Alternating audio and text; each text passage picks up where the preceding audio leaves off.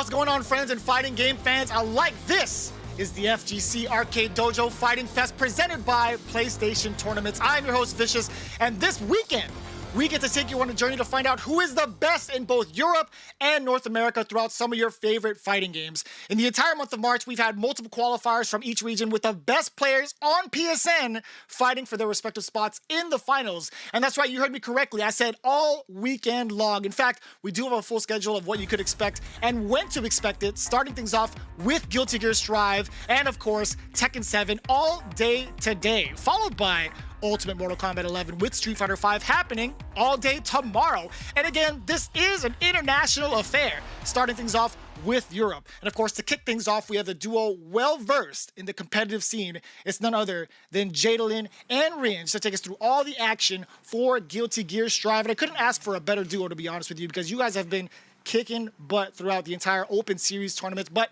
let's kick it off, starting with you, Jadalyn. How excited are you to talk about the European Guilty Gear scene? I'm really excited to get to talk about all of this. I mean, we have three incredible players who fought it out all the way to make our top three of Guilty Gear. We're going to get to see some Kai, some Chip, and unsurprisingly a little bit of Leo. How about you, Ringe?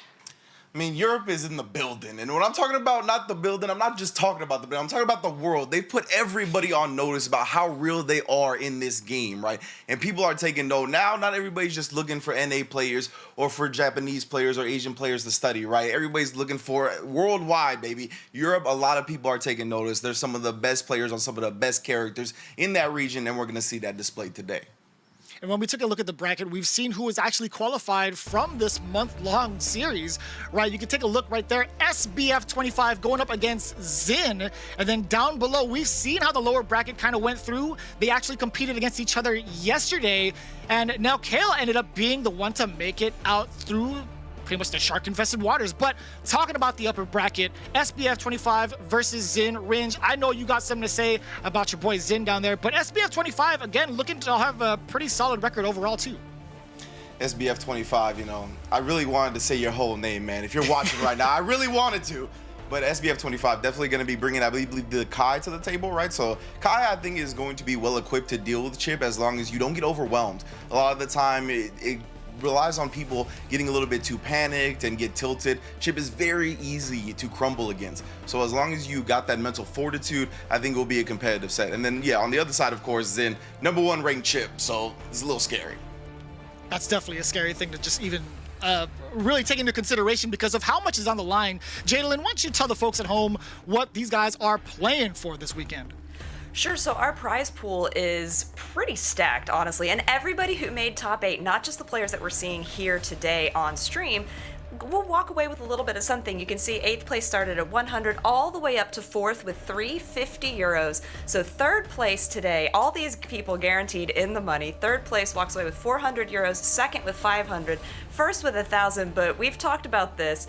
That PS5, 1,000 euros and a PS5 for 1st place, that's doubly awesome because like we've said, like you can't get a PS5 right now, and just for being able to compete and do your best and play it out playing your favorite video game, you get some cash and a PS5. Sounds good to me.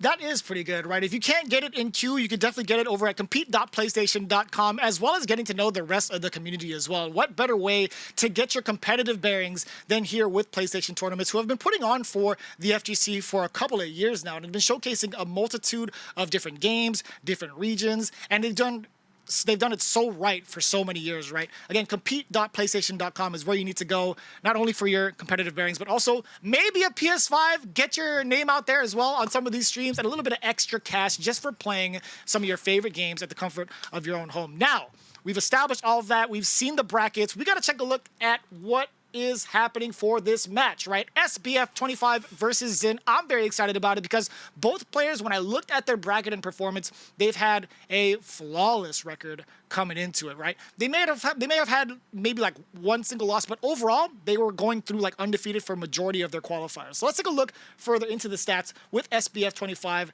and what they're bringing to the table right now. So he's going to be going up against Xin. We can see Daniel at the age of 19. Man, this is my favorite and worst part is seeing the age. right? I know. The competition These is getting children. younger, but they're so good. And I'm over here like an old man, like, man, where was I at that age? Like, I've never seen myself at that age at this competitive platform. Yeah, man, it's really impressive, just the new crop of fighting game players. And it's cool that fighting games are getting to that age now, right, where we can see multiple generations come across and just see how the growth behind everything. And yeah, players are getting better quicker than they ever have. You can see 19 SBF in here in Winners Finals, only dropping a single loss, has been just destroying on that Kai. And then Zen, I'm actually not sure about his age, to be honest. Who knows? We probably got another young gun in the shadows as well. We're gonna take a look right now. Yeah, 18 years old, right? So these fellas in the EU and really across the world are really showing out, and it's dope to see a new age of fighting game player. And again, Zen is the #1 ranked overall chip. So I mean, if you're sleeping, you should be awake now. Yeah, for sure. And like, you gotta be young to do fast chip moves. No, not really, but still, like these are such young players. And again, a really great win-loss ratio on Zen as well, only dropping 2 games in this entire time. Played, a little bit more of the matches, but you know what? It's just so awesome to see. I mean, for me, like, to see a chip make top 3 is really exciting. I think it's a character that has a lot of potential, especially as we keep going through Guilty Gear and getting new patches. But the game's been out for what, like 8-ish, 9-ish months now, so we're getting a lot of stability in character building as we go through this. And to see the #1 EU chip go against what looks on paper like a really solid Kai, that could be a great matchup. Yeah, I think that's a great point that you mentioned, considering the validity of Chip as well, right? Glass Cannon character, lowest health in the game. So that's another character that is going to take players time to get used to play effectively, because you can't afford as many hits as other characters can, right? You're going to be learning more harshly. So like with characters like that, you're going to be able to be more successful later on once you actually navigate those dangerous waters. Right, and with Chip too, on one hand he does have really low health and, has like greater risk scaling as well, but he also has some of the best movement in the game. He's really fast, he's got triple jump, and he also has some tools that, other characters do have, like he's got a command grab and things like that, but, his whole thing is, yeah, I'll die really fast if you hit me, but you gotta catch me first. So with Kai, who has a lot of moves that can counter what Chip does, but is slower than Chip, I feel like the two play into each other, and there's a lot of counterplay that goes well with those two characters. Most definitely. I think Kai is going to want to put up like the stop sign, right? Because Chip, as you mentioned, is so high speed, always trying to get in your face. And he's got so many ways to do so, right? You mentioned that he's got tools that the characters have, but within his kit, it's just so like overwhelming, right? And the command grab has like range on it that a lot of characters don't have. The triple jump, as you mentioned, is almost exclusive to him.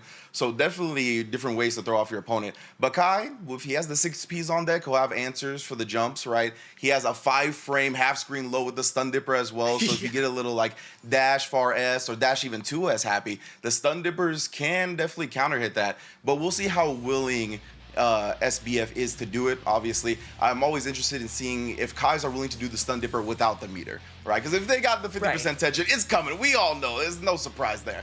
But let's see how brave they are, how much they want to put their pride on the table without the meter.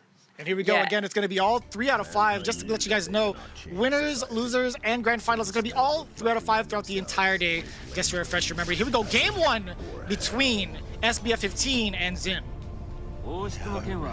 Alright, I love that we're letting the intros rock. That always makes me happy. He's just giving him the shinobiism. He's like, you're a ninja now if you beat me. All right. We'll see if Kai can graduate from king to ninja.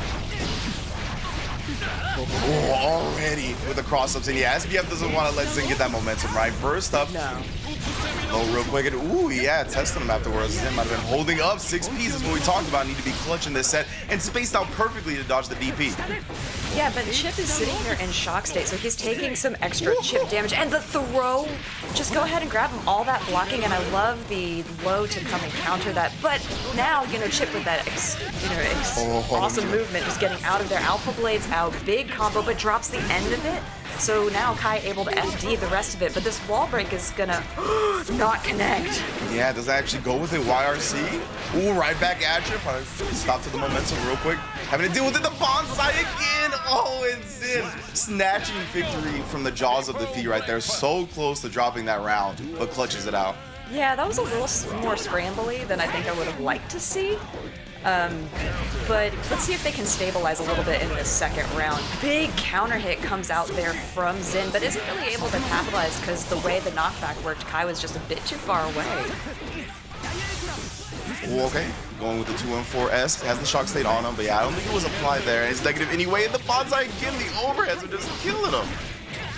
Oh, a command grab from long distance as well.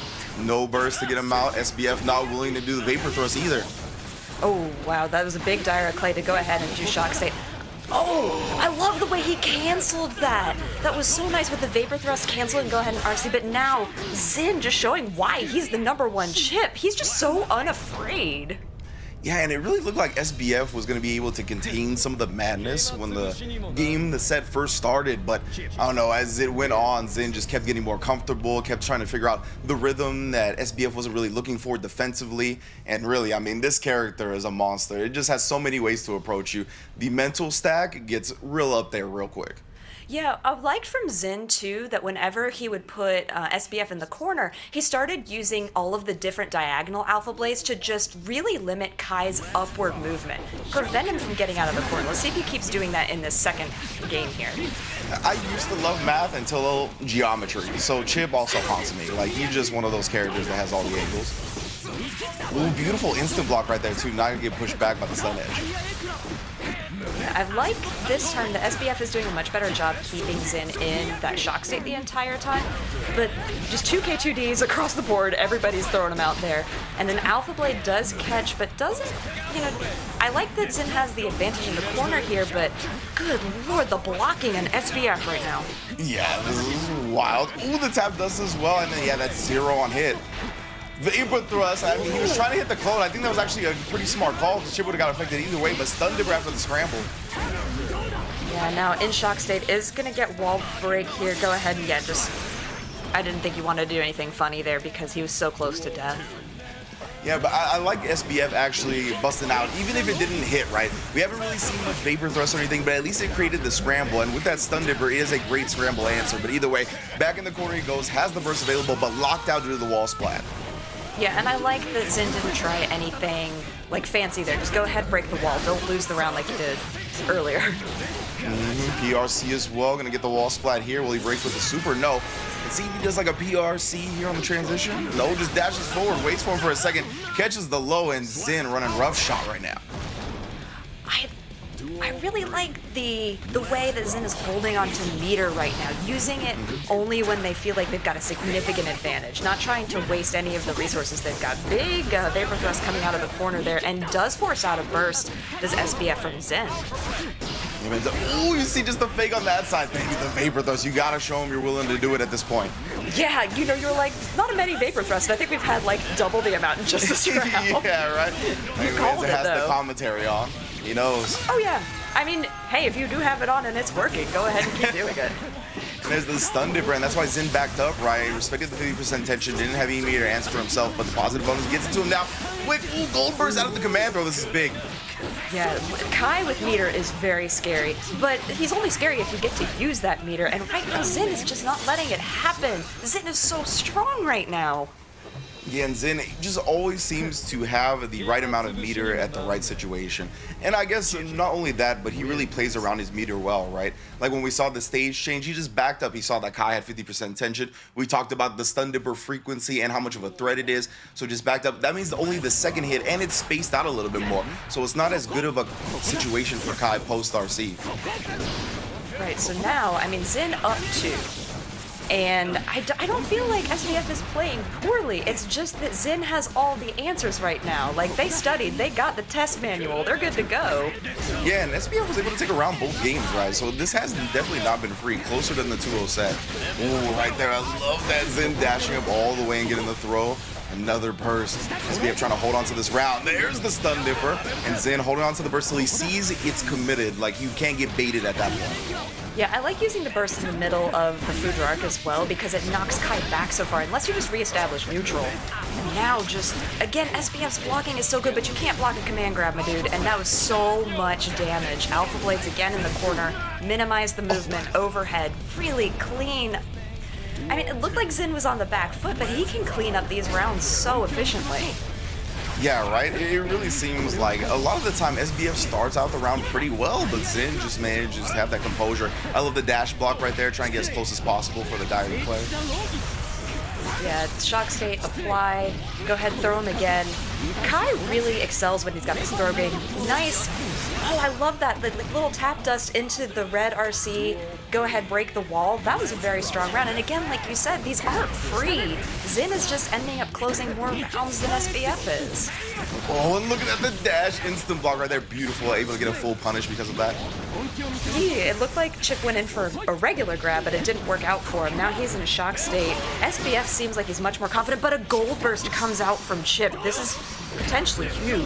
Oh my goodness, and yeah, that gold burst saved him. He had the 100% tension to cover that whiff throw.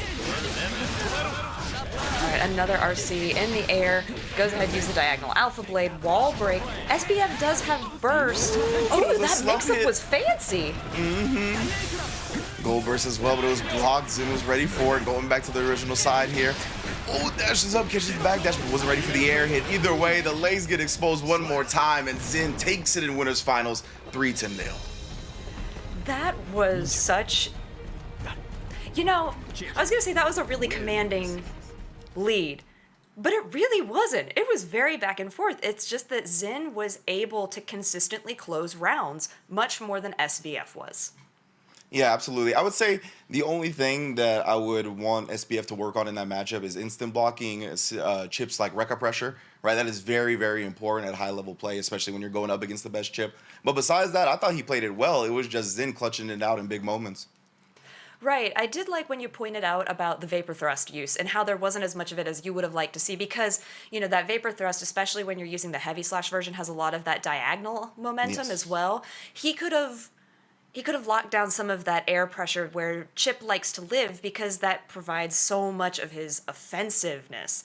And, you know, SBF just kind of let Zin know, hey, you can be in the air. I'm not going to eliminate this from your toolkit. So it would have been nice, like we saw in that second game, to see a little bit more of that vapor thrust that maybe in the third game that would have helped him a lot. Right. Yeah, I could see that. We do have the replay of what just transpired, right? We talked about Zin being the #1 chip player and having clutch in his veins, that clutch attribute. You know, he actually went down in his qualifier. I said they were undefeated. I think that was for one of them. I might have lied to you. I might have misguided you a little bit. But Zin actually lost his first round and then made it all the way through the qualifying stages undefeated afterwards. So he's definitely the definition of clutch. Yeah, and that really was the tale of the set, it felt like, right? It felt like SBF was always off to a good start. Whether it was a round he won or he lost, he seemed to get ahead early. But Zin, like, as soon as he got some space, he seemed to bet well, like right there, see the DP. And we didn't see a lot of that, right? He ended up betting well in other ways. He had clutch instant blocks. He was always dash blocking. He made sure that he was never lazy against Kai. And that's a big way to beat this character at high level, is because you're always dash blocking and taking advantage of these big negative frame scenarios or these moves that usually space you out from farther. Like the Dire Eclair, it's either -11 or -9, but you're far away to not get punished like that right there. And same thing with the stun edge. Stun edge is like negative, I think it's like negative double digits. And if you're close enough, then you can get the punishes that we saw. So it was a really smart, clean play from Zin, very disciplined as well. Yeah, I like to, watching through these replays, watching Zin's movement, not just his forward momentum using skills, but he's also so willing to backdash out of the range of Kai's sword. It really prevented him from getting hit a lot in certain situations.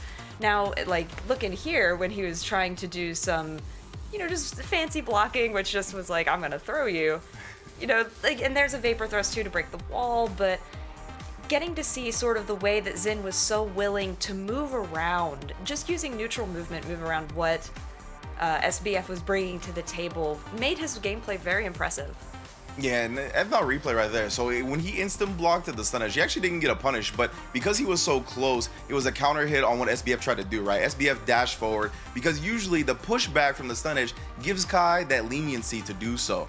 But because it wasn't there, Zin actually got the counter hit. So again, very, very important. Zin, clean display of that 3-0, but I think it was closer than the actual score shows. I agree. You know the saying, 3-0, but it was close. But it really was. That's the thing. Like 3-0, but it was close. SBF did a really great job, but now they have to go down to the lower bracket to fight Nelkhael, who has fought their way through this entire lower bracket, which we all know you're going to have to play so many more games when you get knocked into that, against a Leo. Yeah, and Nelk actually got knocked into the lower bracket by Zin, right? So Zin sitting pretty in grand finals. They look to be the top dog today. So no, shame in going down to the person in grand finals winner's side. That means the only person that's beating you has beaten everybody else.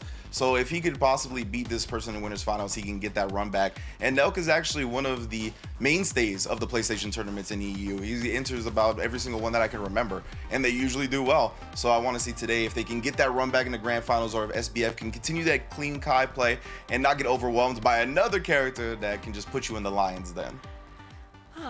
So Leo is a character that we see pretty frequently in tournaments all around, not just, the EU or NA. Like, Leo is a very dominant character right now. We got to see them in Arc Revo, in the final, or like in all of that top 8 and everything, but he's just a character that does really well, and against a Kai does have a lot of good tools. Yeah, I'm not sure who actually favors this matchup. Well, let's get into it, actually. Let's take a look first at Nelkhael and how actually he got to this qualifying spot.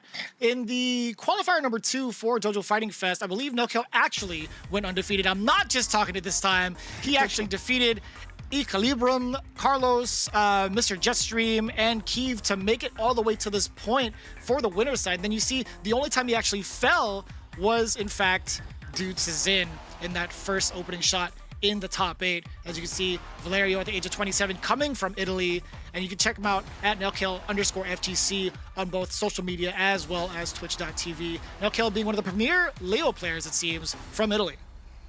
Yeah, absolutely. Definitely a mainstay in the PlayStation tournaments. I remember they entered the Open Series, as I think part of the exhibitions that we ran during the Holiday Brawl. Like, Nelk has definitely been here, been done this, and you see 8-1 record, phenomenal. You saw the bracket that we displayed on the graphic, has been running through the losers bracket since dropping down to Zin. So, I mean, I'm expecting Nelk to honestly get the upset here on SBF, but SBF played clean. It's just tough because the momentum is so heavily in Nelk's side compared to what SBF just went through.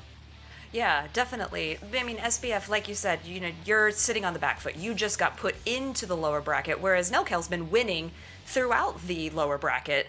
So, you got all these wins versus you just went down. So, interesting, before we get into this match, it is hard to figure out who's going to come out on paper in this match, because both Leo's tools and Kai's tools are very similar in concept, but the execution is key to figuring out who's going to come out on top.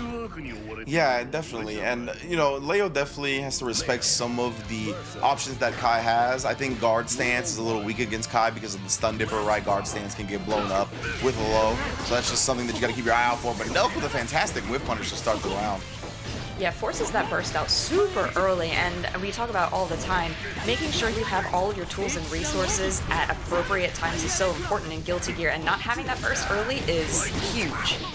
Another beautiful 2K, honestly, from Nelk. This is definitely, look, another one, 3 hits, all 2K, all spaced perfectly. Ooh, the backdash on the overhead, though, that was impressive.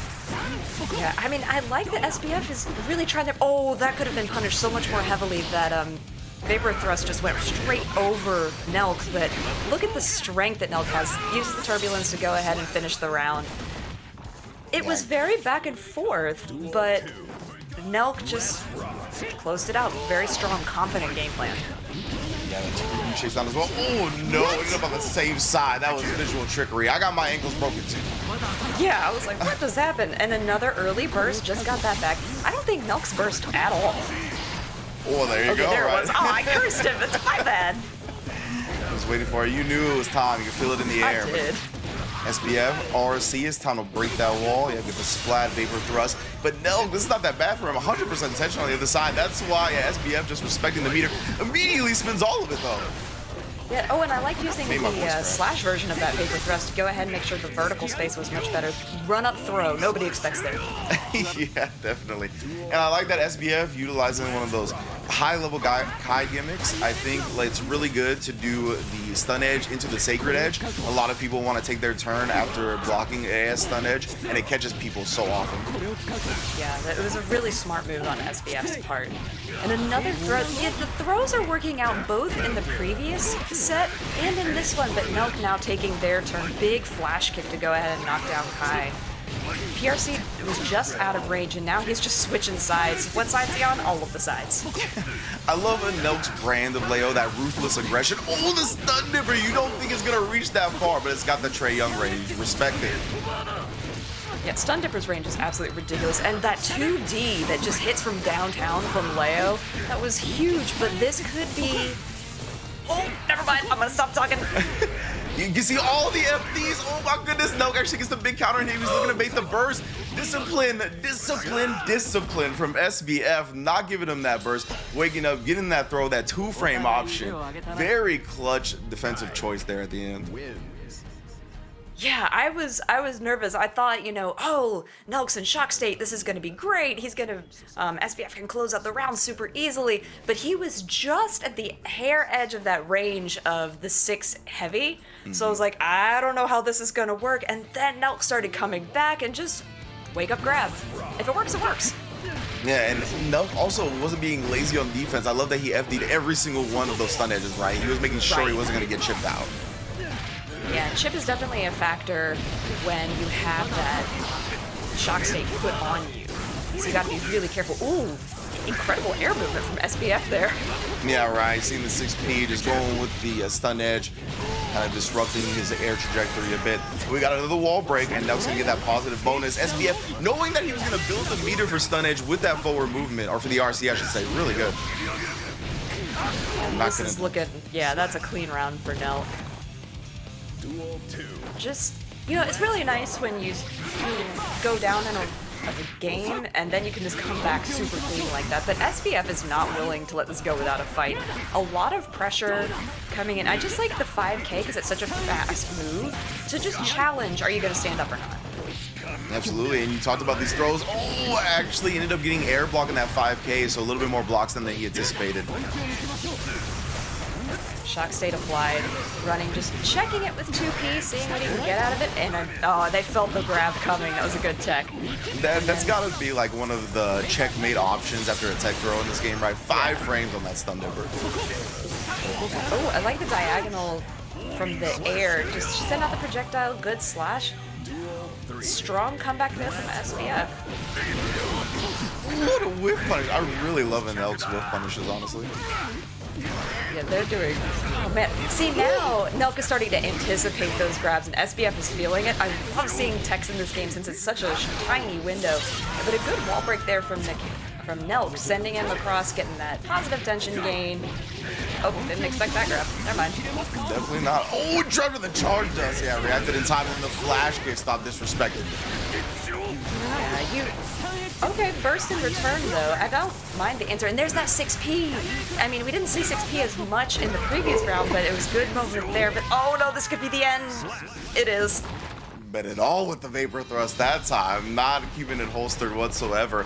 Nelk, though, good defense. It definitely stopped himself in his tracks. Didn't actually swing. Didn't put his hand in the blender and managed to block it out. Yeah, I think both players are honestly playing super well. This is a fun set so far. It is really fun. I love when you start seeing the mind games, like especially when you're getting good instant blocks and good techs and things like that. You're like, you know, you're in the other person's head. Like, I thought that you thought that I thought.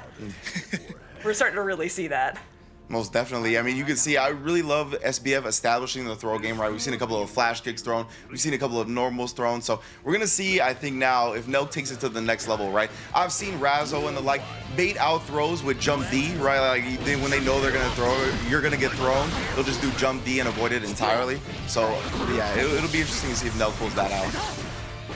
I like the way that SBF is using the charge stun edge in the corner. You know, make a guess, go ahead, Stan, are you going to block all this? But Nelk just doing a great job countering. I mean, I think he's only thrown out 2 moves, and he and SBF were at very similar health differentials there. Yeah, so Nelk tried for the fireball right there, but the stun dip was just too quick. Long distance. Run in. Oh, and there it is, another grab.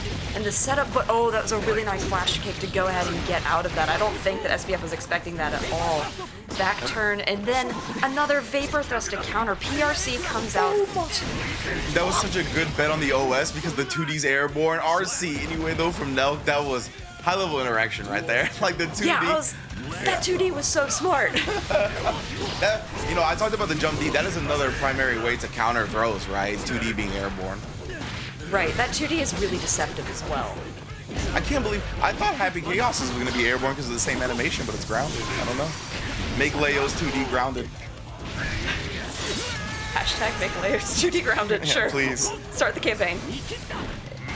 It's a 2D that's airborne, it's fine. But now, so Nelk has a really, really strong lead here, but 2 throws in a row from SBF. YRC try to reset.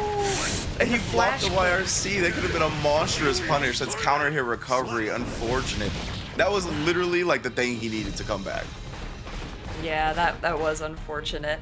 And I'm always watching too, like when Kais get put in these, you know, really back foot situations and they start sparkling. It's like, are they gonna Dragon install? Because Dragon install, while it has been buffed, is still not something that we see super regularly. And in that close proximity, the blowback from doing Dragon install could be a good tool. It just depends. Yeah, I definitely like your thought there because I think Dragon install is a little bit underutilized. It's definitely still not, I think, great. It's good though, and it definitely can be that comeback tool if you know your Dragon install routes. So yeah, we'll see if SBF has to go with that. Yeah, it's always really exciting when they do it. And something that I haven't seen surprisingly out of SBF is like a one-hit confirm ride the lightning. But to be fair, on their part, they just really haven't had the tension.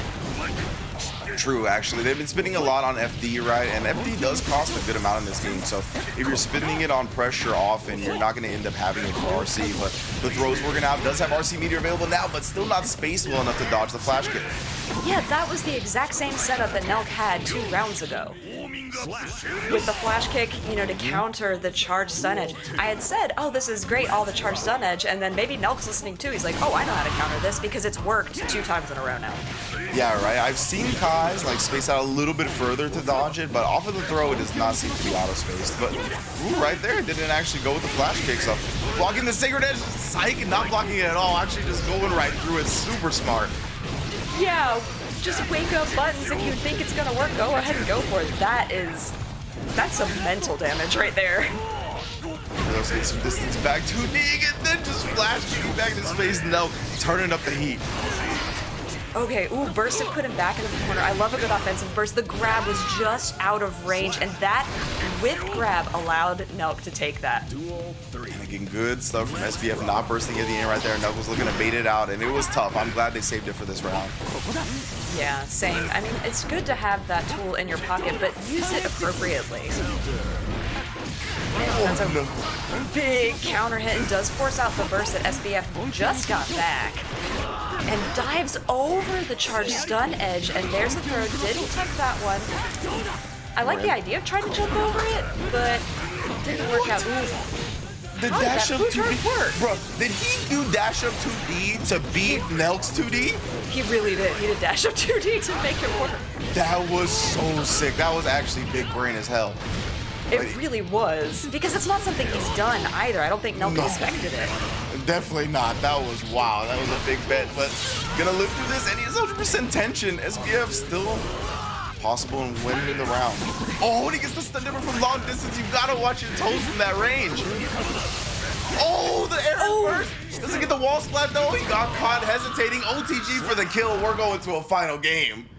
Oh, that makes me so happy though. That long mid-screen carry all the way to the corner that SBF did. He had to hit every single one of those perfectly. You've got to know that route so well. And to be able to know that you've got to hit it with a 6H at the very end, it was perfectly spaced and timed to get that to come out. I didn't think he was going to make it, but good stuff from SBF.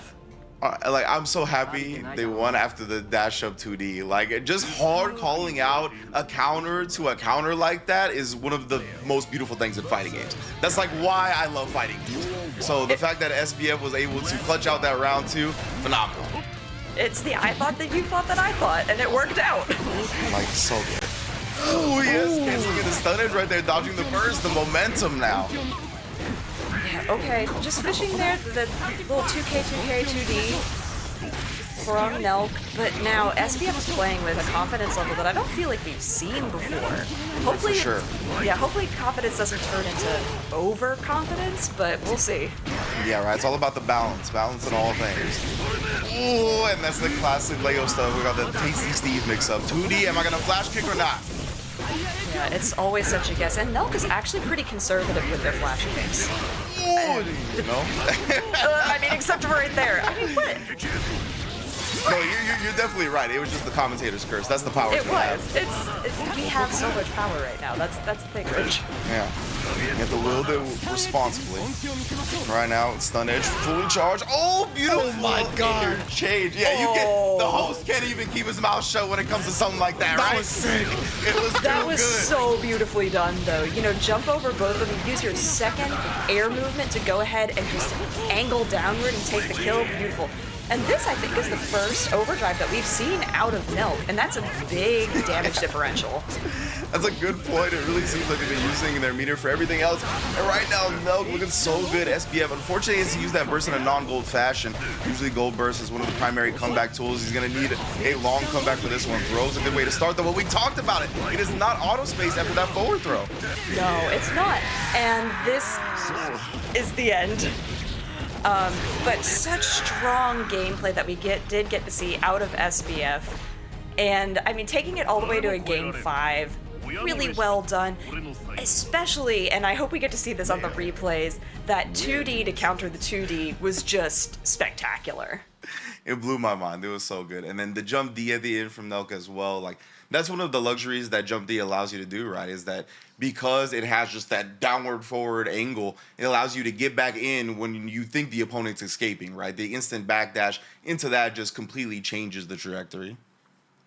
I was actually going like super nuts throughout the entire set. I had to mute myself, and then I unmuted by accident. There's actually like a tear coming out of my eye because of how sick that match was. I'm not even joking. There was like a little bit of like a teardrop. I'm like, damn, that was actually kind of nuts. Not gonna lie. Really good set. It was such a good set, and so we are going to get to go see some of these replays here, but this is the power that we have in the EU region that we get to highlight here today, and now with the return of a lot of offline events, you got to be scared of some of these players. Yeah, I really think SBF had a great showing today, despite falling in both matches. I think it's just a couple of things that need to be cleaned up tech-wise and knowledge-wise, right? It was the instant box up against Chip, something that you could definitely training mode, and just knowing that that forward throw into stun edge is not going to be safe from flash kick against Leo. So if you can just clean those two things up, I mean, both sets could have gone differently today, 100%. Oh, absolutely. 100% agree with what you're saying.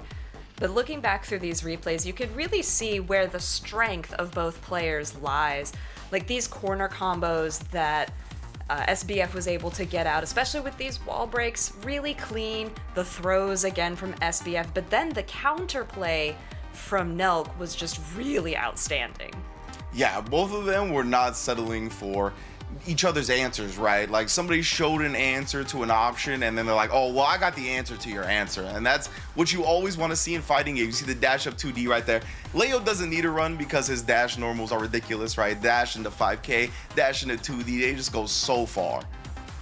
It does. And just the movement for both of these players was so strong. And watching this back, I mean, this set was really hype. I could see why Vicious had the tear in his eye because this was such high-level gameplay and counterplay. Yeah, absolutely. Non-stop back and forth, both players pushing each other to the edge. Both players came out better for that set, you know. That was one of those that, you know, they just took each other to the limits. And either way, I mean, I'm looking forward to this grand finals now because Nelk, the only person that he lost to was Zin. And coming off of a set like this, you're going to have even more momentum. You're going to be leveled up. You're going to have that power up. Zin's going to be in for some trouble, I think. I think so. I mean, they both got to play the same person. They're both feeling warm. I mean, Zin has got to sit here. But the advantage that Zin does have is that he just got to watch this set. True. And see how Nelk is playing. Yes, Zin was the one who sent Nelk into the lower bracket, But, you know, what have you learned from the past, 10 minutes watching their gameplay? How have you been practicing? What have you been working on? That was so beautiful. Yeah. It was a heartbreaking moment on the non-wire C punish. He was looking for it, baited out. Beautiful flash kick through the sacred edge right there again. Knowing your limits and knowing how to push them, right? Not just sitting there and blocking the super. And you don't want to do that a lot of the time because Kai usually gets to take his turn after making you block sacred edge. So beautiful counter to that. Yeah. Jump is tough to deal with constantly. Oh, and there's that whiffed grab that was so detrimental. And then in the corner, this was it right here. Oh, the 2D to call him out. Because, yeah, as we saw before, right, SBF had been establishing the throw, and one of the ways to counter that with Leo is the airborne sweep, that 2D. And to counter that, he just dashed up in his face, and people are going to think you're going to throw them when you dash up that close. So to just do a 2D to counter the counter, I mean, that is what I live for when it comes to fighting games. Oh, it's so fun to get to see stuff like that, and then you learn from it, too. Oh, man, that punish was so good. It was anticipatory, but it was still really good. Yeah, absolutely. I thought he was going to be able to close it out right there, but just ended up getting a throw afterwards, the OTG. But beautiful stuff from both players. Nelk able to close out the set 3-2 in losers finals to get into grand finals. Zin and Nelk again getting that run back from the upper bracket quarters, I believe. It would be 3-1 to Zin. So we're going to see how it goes. This is actually going to be pretty sick because, again, you keep mentioning that this is indeed the run back from their qualifying set going into the top 8. There's been a lot of time in between that because these have been going on throughout, the entire month of March. It was like the second and fourth week. But for the most part, right, Zin has had the upper hand. I think the way that he's been playing has just been so dominant. I mean, you can see it from the numbers itself, right? 3-0, 3-1, 3-0 again in the winners finals against SBF 25. He's been looking spectacular. Nelk, on the other hand, as much as he was playing his heart out against SBF 25, he was looking real solid. At the same time, it's like, this is the person he has to go up against who had his number prior. Like, do you think he'll even have those kind of chances against Zin, who's just been zip-zopping all over the stage? Or will Nelk actually have the upper hand this time? Zin zipping and zapping. Yeah, it's going to be interesting. I think Zin will probably still have the upper hand, but I think if Nelk, it's one of those things where I'm relying on the anime power up, to be quite honest with you, right? We're playing an anime game. He's got all that momentum from the lower bracket run that he's been doing, and now getting that W in a close set, clutching it out like that. I'm really relying on just kind of the emotional power up to get him over that hump. Yeah, and Vicious, you were pointing out like the win streak that Zin was going on, but if you took a look at the bracket on Nelk's wins, I mean, yes, he went down in the first half of the first part of the upper bracket, but it was 3-1, 3-0, or it was 3-0, 3-1, 3-1, 3-0. I mean, he's been doing very, very well in the lower bracket, so you definitely can't throw that aside as well. Oh, no, definitely not. Yeah, I mean, he's here for a reason, right? Go ahead, Wrench. I was just going to say, and this is a matchup I love to watch because, I mean, Chip's got to be careful, right? How willing is the Leo to flash kick? Right. Eliminate that air potential. Take out, you don't get that. You don't get to live in the air, and that's where Chip likes to start his mix-up potential. So if you show him that this is no longer a route, what does Chip have? Yeah, and then on the other side, right, Zin, again, we talked about it at the top of the show, #1 overall ranked Chip in online. So because of that, like, he's going to be ready for those flash kick attempts, right? He might have setups that cause the Alpha Blades to go out a certain way at the timing where it's going to dodge the flash kick. So we'll see what tech he's got up his sleeve. Yeah, but already starting off so strong. Forces out a burst from Nelk. I mean, Zin is just playing like he's not afraid, and that's a good thing. It's the same thing I mentioned before. It's not overconfidence, it's just confidence. Confident aggression. Man, he ended up instant blocking that 2S, and Zin just walks back, playing very safe right there, pretty much knowing that Leos are willing to just flash kick in the middle of box strings and baiting it out. Yeah, I like the 2K2D movement coming out from Zin. He's not like, oh, that was really nice. I liked too that he wasn't alpha blading just all over the place willy-nilly. He was using a lot of his neutral tools to establish a strong game plan against Nelk. Yeah, and already we see the discipline defense coming out from Zin, not willing to bar any situations, 2D from long distance. Oh, and then again, that's what we talked about, right? Alpha Blades at certain timings to make the flash kick whiff. It seems like he's got those up on deck. Nice. nice little overdrive. Every time we see Zeki, I get really happy because he's so precious. But that, you know, even though that overdrive, you know, it's an overdrive, it doesn't do a ton of damage. But really, Xin doesn't need that. It's death by 1,000 paper cuts. Yeah, exactly. And when you're able to break the wall with a super, it grants you so much other stuff anyway, right? It gives you the positive bonus, it gives you the plus frames on the stage change. Definitely a good option to go for. And yeah, man, like an otter that actually left the crew to go be a ninja, like how can you not admire that? Like he's chasing his dream. Oh yeah. He even has the same like arm blade that Chip has. He's definitely got some good stuff going on. Yeah, okay, the 2D is just countered by the burst from Xin.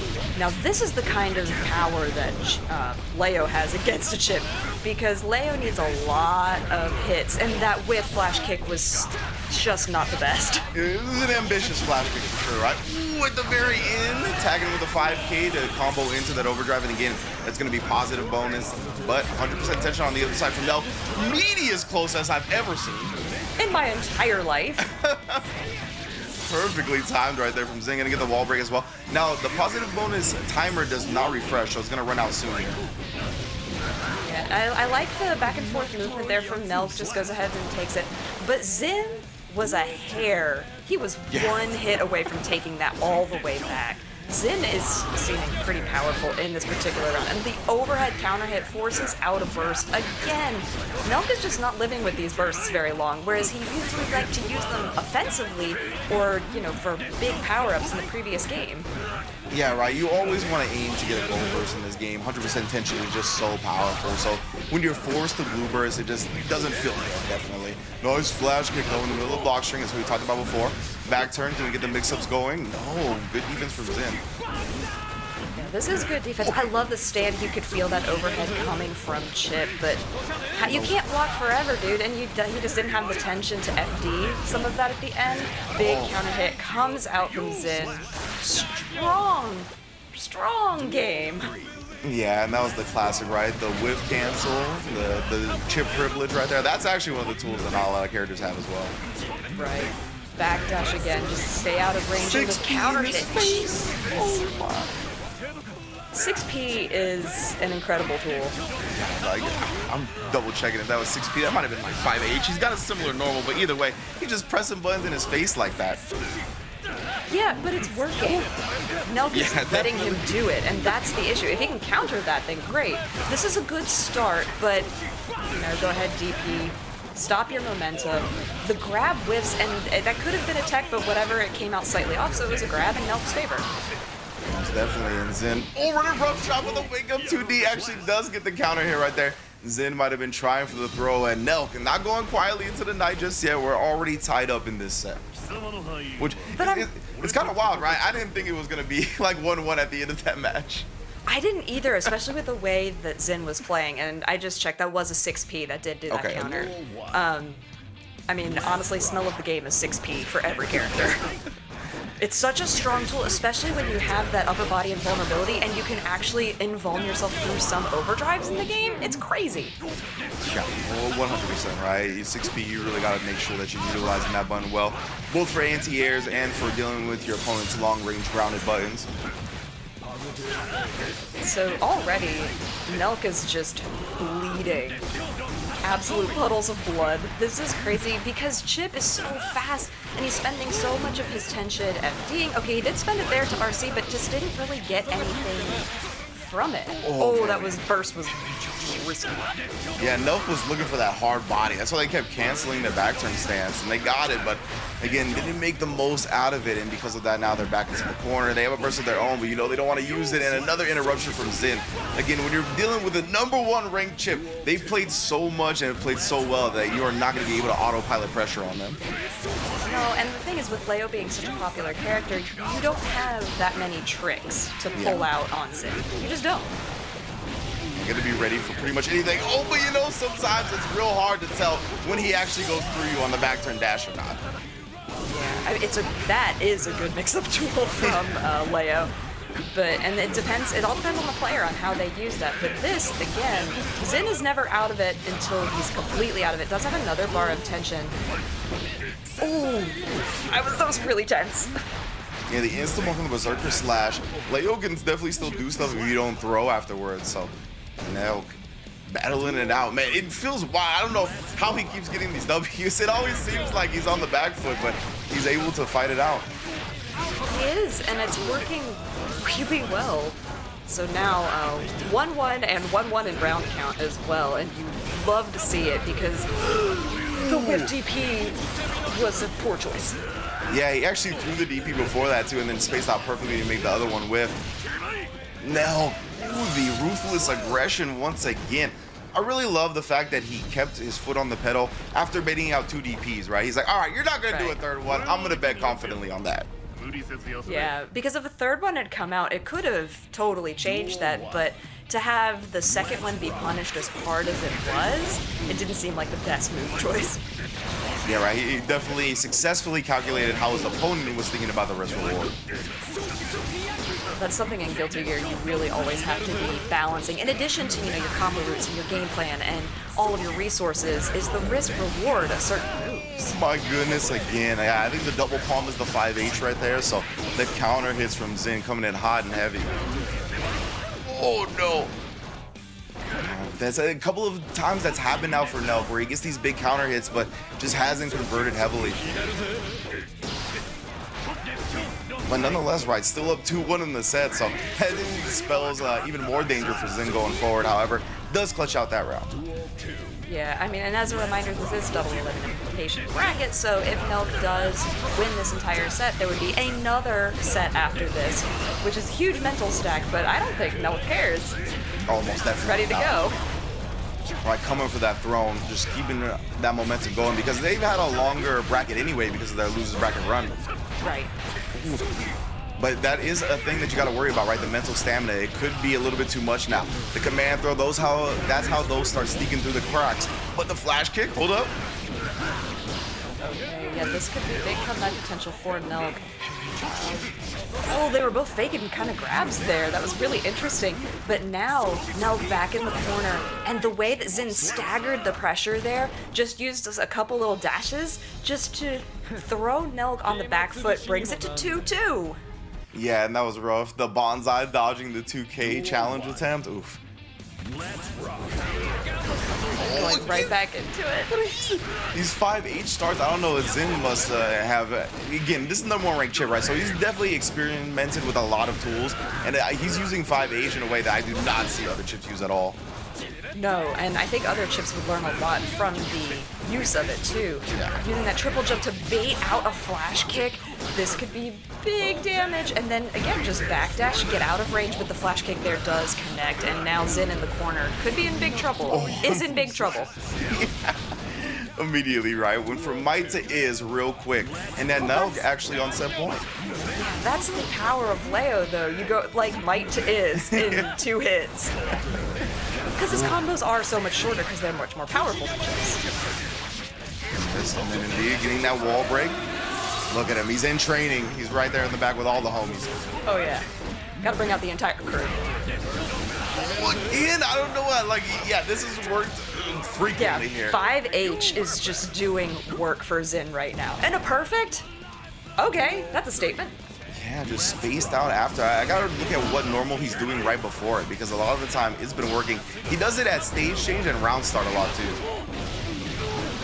Yeah, that neutral positioning seems to really favor 5H, but now this round really seems to favor Nelk. Zin has got to be really careful if he doesn't want to play another 3 to 5 games. Exactly, at this point, Zin got a long way to go to spin the RC, and this is a star command throw. But you gotta play that wake-up game. Oh no, dodges the gold burst, still flash kicks anyway. No, Zin burst at the last second, but still gets evaded, and we have a reset in our bracket. That was such a good bait, though. Oh my goodness. Man, oh, that is the thing, right?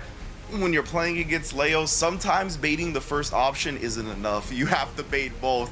So he baited the burst with that angled alpha blade that we saw before that also baited the flash kick, right? But just because you baited the burst, if you don't get there for a true punish, you gotta realize the flash kick is still on deck. Yeah, I mean, you have to... It's what you were saying. Weigh your risk reward. Yeah. What do you get by, you know, if you succeed in hitting this button, what are you going to get hit by if you whiff it?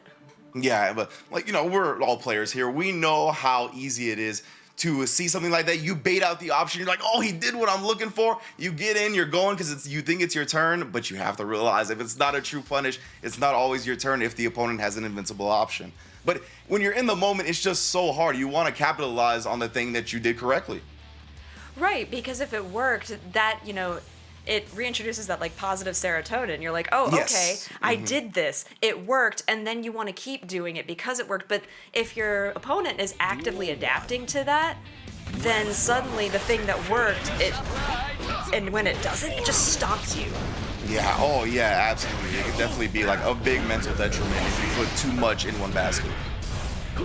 Yeah, and they're just getting right back into it. It was a short break. We're all in the lower bracket now. Everything's been reset, and this is pretty even start. Well, with the RC just trying to keep the pressure on now. No disciplined defense here. Not letting the flash go. You see the 5H resets once again. Yeah, you're right, too. It's been a lot of 5Hs, but that is a huge overdrive. So just take a little bit off, put Chip into that guts range, but the PRC to reset into neutral, and a couple of lows, throw him out there. Good blocking. And I'm really impressed with that super from Nelk because they specifically win with super to counter the throw, which is what happened, but not enough to win the round. Zen getting that final hit that he needed. I'm so surprised, too. That was such a strong start from Nelk. Beautiful whiff punish. Stop 5H'ing me. No, yeah, if he can find a good counter to the 5H, then Nelk has probably gotten some back. Really good set so far, and again, putting that stop sign up, we talked about that as being necessary for beating Chip. You can't let him just dash around on the ground, dash around in the air. You gotta put up these defensive options. Okay, and then, I mean, I guess you can just, like, bait that out, just wait it out. It's also an option, but a big punish here from the whiff flash kick. Carries him all the way to the corner, goes ahead, spends the meter, he's got it, because he's knows he's going to get tension with the wall break here as well. Gets his reset, and now Zen doing a much better job. As soon as I said that, he gets counter hit. God darn it! Just a big bet from Nelk, and it's paying off big as well. It's going to be able to get another wall break. However, Zen's sitting on a lot of tension. How are we going to deal with this one? Just backs up, tries for 6 feet, it looked like that time. RC, you still got 50% tension here. Ooh, taps him in the dome one more time. That was, oh my god, and he caught it too. He had approximately 9 years to confirm that. My man Nelk was burst thirsting right there. He still gets the double punish though. Oh, he gets his burst back. Oh, this is a flash kick. What's happening? That was so wild. Oh my god. Yo, Guilty Gear Strive, bro. You can't tell him to say, as you can see, I'm at a loss for words. I can't speak. When you see stuff like that, like, I'm waiting for the replay on that particular one because that was insane. I'm waiting for the video package of me at the end of this going Oh, I know. crazy. Yeah. Hands all over my face. Yeah. Oh man, all right, so as we settle back down, as I get my composure, I can only imagine how the players feel after a round like that. But the thing is, like, you can't even reflect on that because you are right back in. Yeah. No thoughts, head empty, only game. That's facts, right? You just gotta get in the zone, be in the moment, and the PRC. Ooh, actually gonna be able to pick him up in another wall break here. Yeah, Zin really seems to be feeling the confidence for this particular one, but goes ahead, side switches, gets a little bit of the dust there, and then is able to close it out. Okay, nice. I think we're all breathing. Yeah, the air DP to Ooh, actually gets the successful trade with a flash kick. Nelk putting it all on the table. Okay. Wasn't sure if that was baited, but in any case, Nelk is going to capitalize so hard on this. Has the tension to go ahead and use his super. I like that he's using his overdrive so carefully and so calculatedly. Yeah, definitely. Yeah, when you instant block that Berserker Slash, I believe you have to try to throw Leo. Like, I believe it's +1 or something if you instant block it. So it's actually, like, good for him if you don't throw. You can throw, like, all the options he can do after, though. Okay. Go back and forth. Oh, waited for the counter hit to go ahead and burst him back. Fishing with these 2Ds is Nelk, too. Yeah. I mean, it's a great move, and it's got a lot of horizontal movement, so might as well. Definitely been working out, too. Oh, yeah. PRC to approach behind the fireball. We see just how quick Chip is. Can get in and out of range. It's so quick, but wow, whip on his cigar point stance. But he backdashed the Berserker Slash. We are getting high level. Yeah, the Alpha Blade does get a little something. He's able to go ahead and get this RC combo into the corner. But he dropped it at the very end. That could have been like wall break, a whole bunch of stuff. Right now, Zen trying to be careful about the approach. Oh, no, gets the gold burst. We talked about a big comeback mechanic. Tap does into the RC. Good blocks. Right. Okay, he did still have his burst, which is good. His wrist gauge was cranked. Oh, it's the counter. Beautiful 2K attempt. Oh, you're in the Lions. Then what a block on the cross-up. Oh, the blocks didn't last long enough, though. Nelk sealing the game. He's taking a 2-0 set here in the reset of Grand Finals. Nelk is looking incredibly strong, and Ringe, you called it out before we started this. When you know, Nelk has got a lot of momentum on his side, blah blah blah. And I was trying to make a case for Zen. Like, I mean, Zen. All you gotta say for Zen is he's the #1 ranked chip, right? And he's in winner's side Grand Finals. The case is made. It's really all about that anime power. We're playing the anime game. It's just the story the game wants to tell today. Yeah, Nelk is doing such a good job on this comeback, and as a reminder, Zen is the one who sent Nelk to the lower bracket. He's making a heck of a comeback here. So good. And right now, Zen taking him to the corner once again. You see the respect being shown on the flash kick now, especially when he has the meter, but instead he takes that respect and uses it for a fireball RC. Very smart. Yeah, and just cross through counter. Oh, that DP caught another counter hit, and the flash kick was punished. I thought he was going to be way too far away, but Chip has the speed to capitalize. And breaks the walls in. Again, not trying to go quietly into the night for himself. We were talking about Nelk going quietly into the night. No, sir. No, there is no quiet in this match. We're going loud. All noise. And Nelk can taste it too. Even though he's down one round in this set, he can taste victory. He can taste the 1,000 euros in the PS5. And it seems like he wants it. Goes ahead and does the burst to go ahead and reset. And a big counter hit combo. Zen does have burst still. I don't know if they want to use it to save it for the next round. Oh no. Zen, yeah, looking like a little bit of cracks in the armor right now. Cracks in the mental game.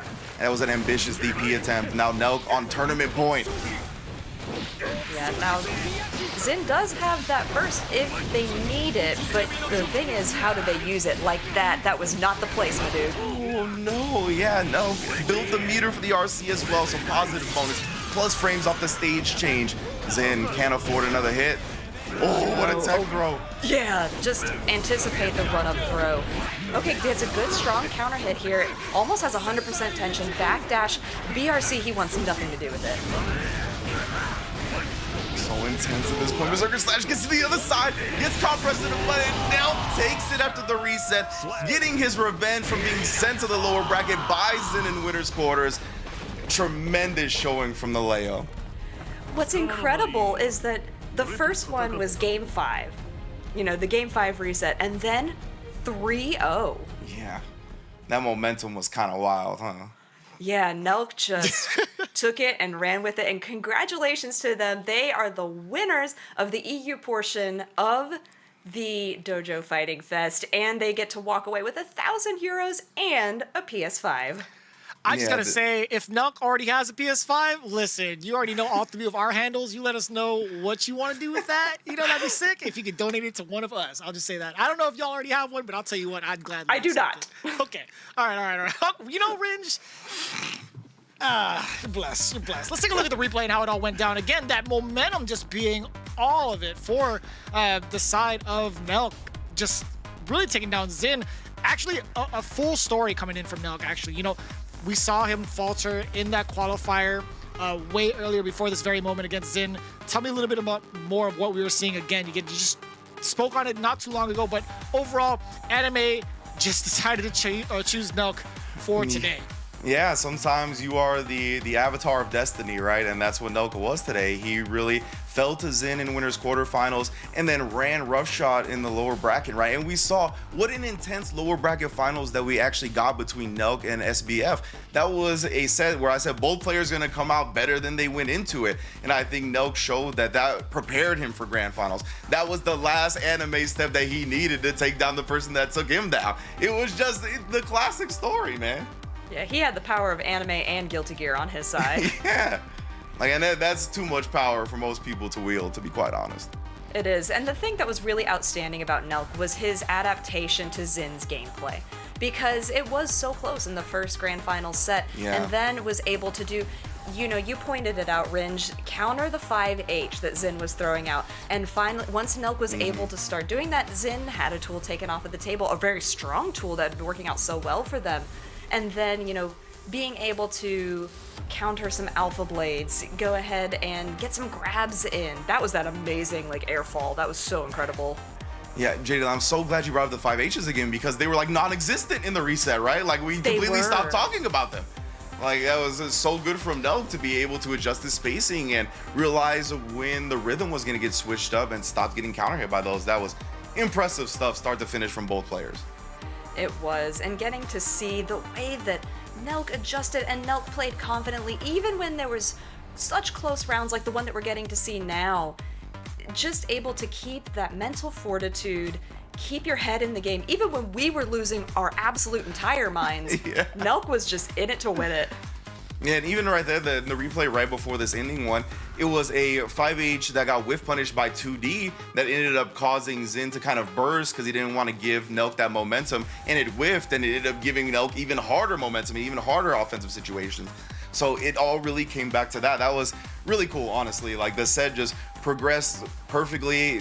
Both players were adjusting to each other's primary strategies. That's what I want out of fighting games. Big ups to EU as usual when it comes to Strive, man. They are so good at this game and every game. Without a doubt. Again, they've showed off a lot of tremendous Guilty Gear play that's just been pretty much nonstop throughout the year. Again, we've had such a very strong showing through every kind of competitive region month after month. I feel like there's a lot more tech just kind of showing up, especially with the new character on the horizon, right? Testament has already been released. Still looking to see tournament play. There's a lot of tournaments just in general that have geared up, no pun intended, to see some of the best in the region, right? We're slowly opening back up to getting these offline events. So I'm really excited to see the future of Guilty Gear's growth online and offline with the tournaments that PlayStation has been putting on as well. In fact, you can check it out yourself at compete.playstation.com. They've been doing an amazing job of culminating so many different communities, especially the fighting game community, to put on so many tournaments for you each and every month. In fact, we still have so many more games to go through, right? Even after this, we have Tekken 7, and then even tomorrow we have Ultimate MK11, we have Street Fighter 5 as well. But for the most part, right, Guilty Gear has concluded for Europe. We still have a lot more to go with the North American region, but I gotta ask you, Jadalyn and Ringe, final thoughts on what you just saw for Europe's talent in Guilty Gear Strive. I'm really impressed, and I'm always excited to see characters that we don't see as frequently in a top 8, top 3 roster. So Zin being the #1 EU chip, bringing out some incredible things that, you know, that 5H that we were talking about. Would love to see some more NA players picking that up, you know, experimenting with the character. But my final thoughts are, you know, now that we're opening up to more international gameplay, NA better watch out, because there's some strong competition in EU. That's what I mean. I'm glad that you both really highlighted that offline aspect that's going to be returning soon, because I think everybody has a stake to be the best in this game right now. NA, Europe, Asia, everybody has players that are at that top caliber. So I can't wait for the clash. But of course, before then, I'm still enjoying all these online tournaments that we're getting these regions highlighted, because it's all swords sharpening swords. You feel me? Everybody is playing at their toppest level and just getting better for that imminent day when offline does return. Oh, no, without a doubt. We actually saw that not too long ago with Arc Revo Finals, too, right? We're starting to see that kind of return. A lot of these players are slowly starting to take it a lot more seriously, right? As serious as they've taken it since the release of Guilty Gear Strive, it's just a whole different level and a whole different meaning to it when it's like in person and you get to face off against the rival you've been playing or losing or beating throughout every single tournament that you guys have experienced, and being able to get that international battle finally, right? It wouldn't be long until we actually see maybe like a full-on exhibition whether it be through PlayStation tournaments or like maybe through something like Evo down the line. I'm not hinting at anything, but that'd be dope to see it, to be quite honest with you. Like having an international team battle or even like international exhibition is probably gonna be like a possibility down the line. And that would be super sick to see, in total, like not even just with Guilty Gear Strive, but like every fighting game. But right now, again, with Guilty Gear, it's in such a fantastic place that everybody could just pretty much pick it up and play it online without any sort of struggle, which is great, right? The future of fighting games is finally coming to fruition. Like, it took a while, but dang, it's finally here, right? For the most part, with Guilty Gear Strive, when you're looking at the gameplay that just transpired, I feel like it's one of those games that's easy to pick up, but definitely hard to master, which we could elaborate on later on in the future, because again, these guys have just shown off such great gameplay throughout the totality of the entire month of March, right? So with that in mind, Europe has concluded for Guilty Gear Strive. In fact, we're moving on to another game that's going to be Tekken 7. So without further ado, Jadalyn and Ringe, I appreciate you both, but we're going to be moving on after this break. We'll return with Dojo Fighting Fest with some more of that action in Tekken 7.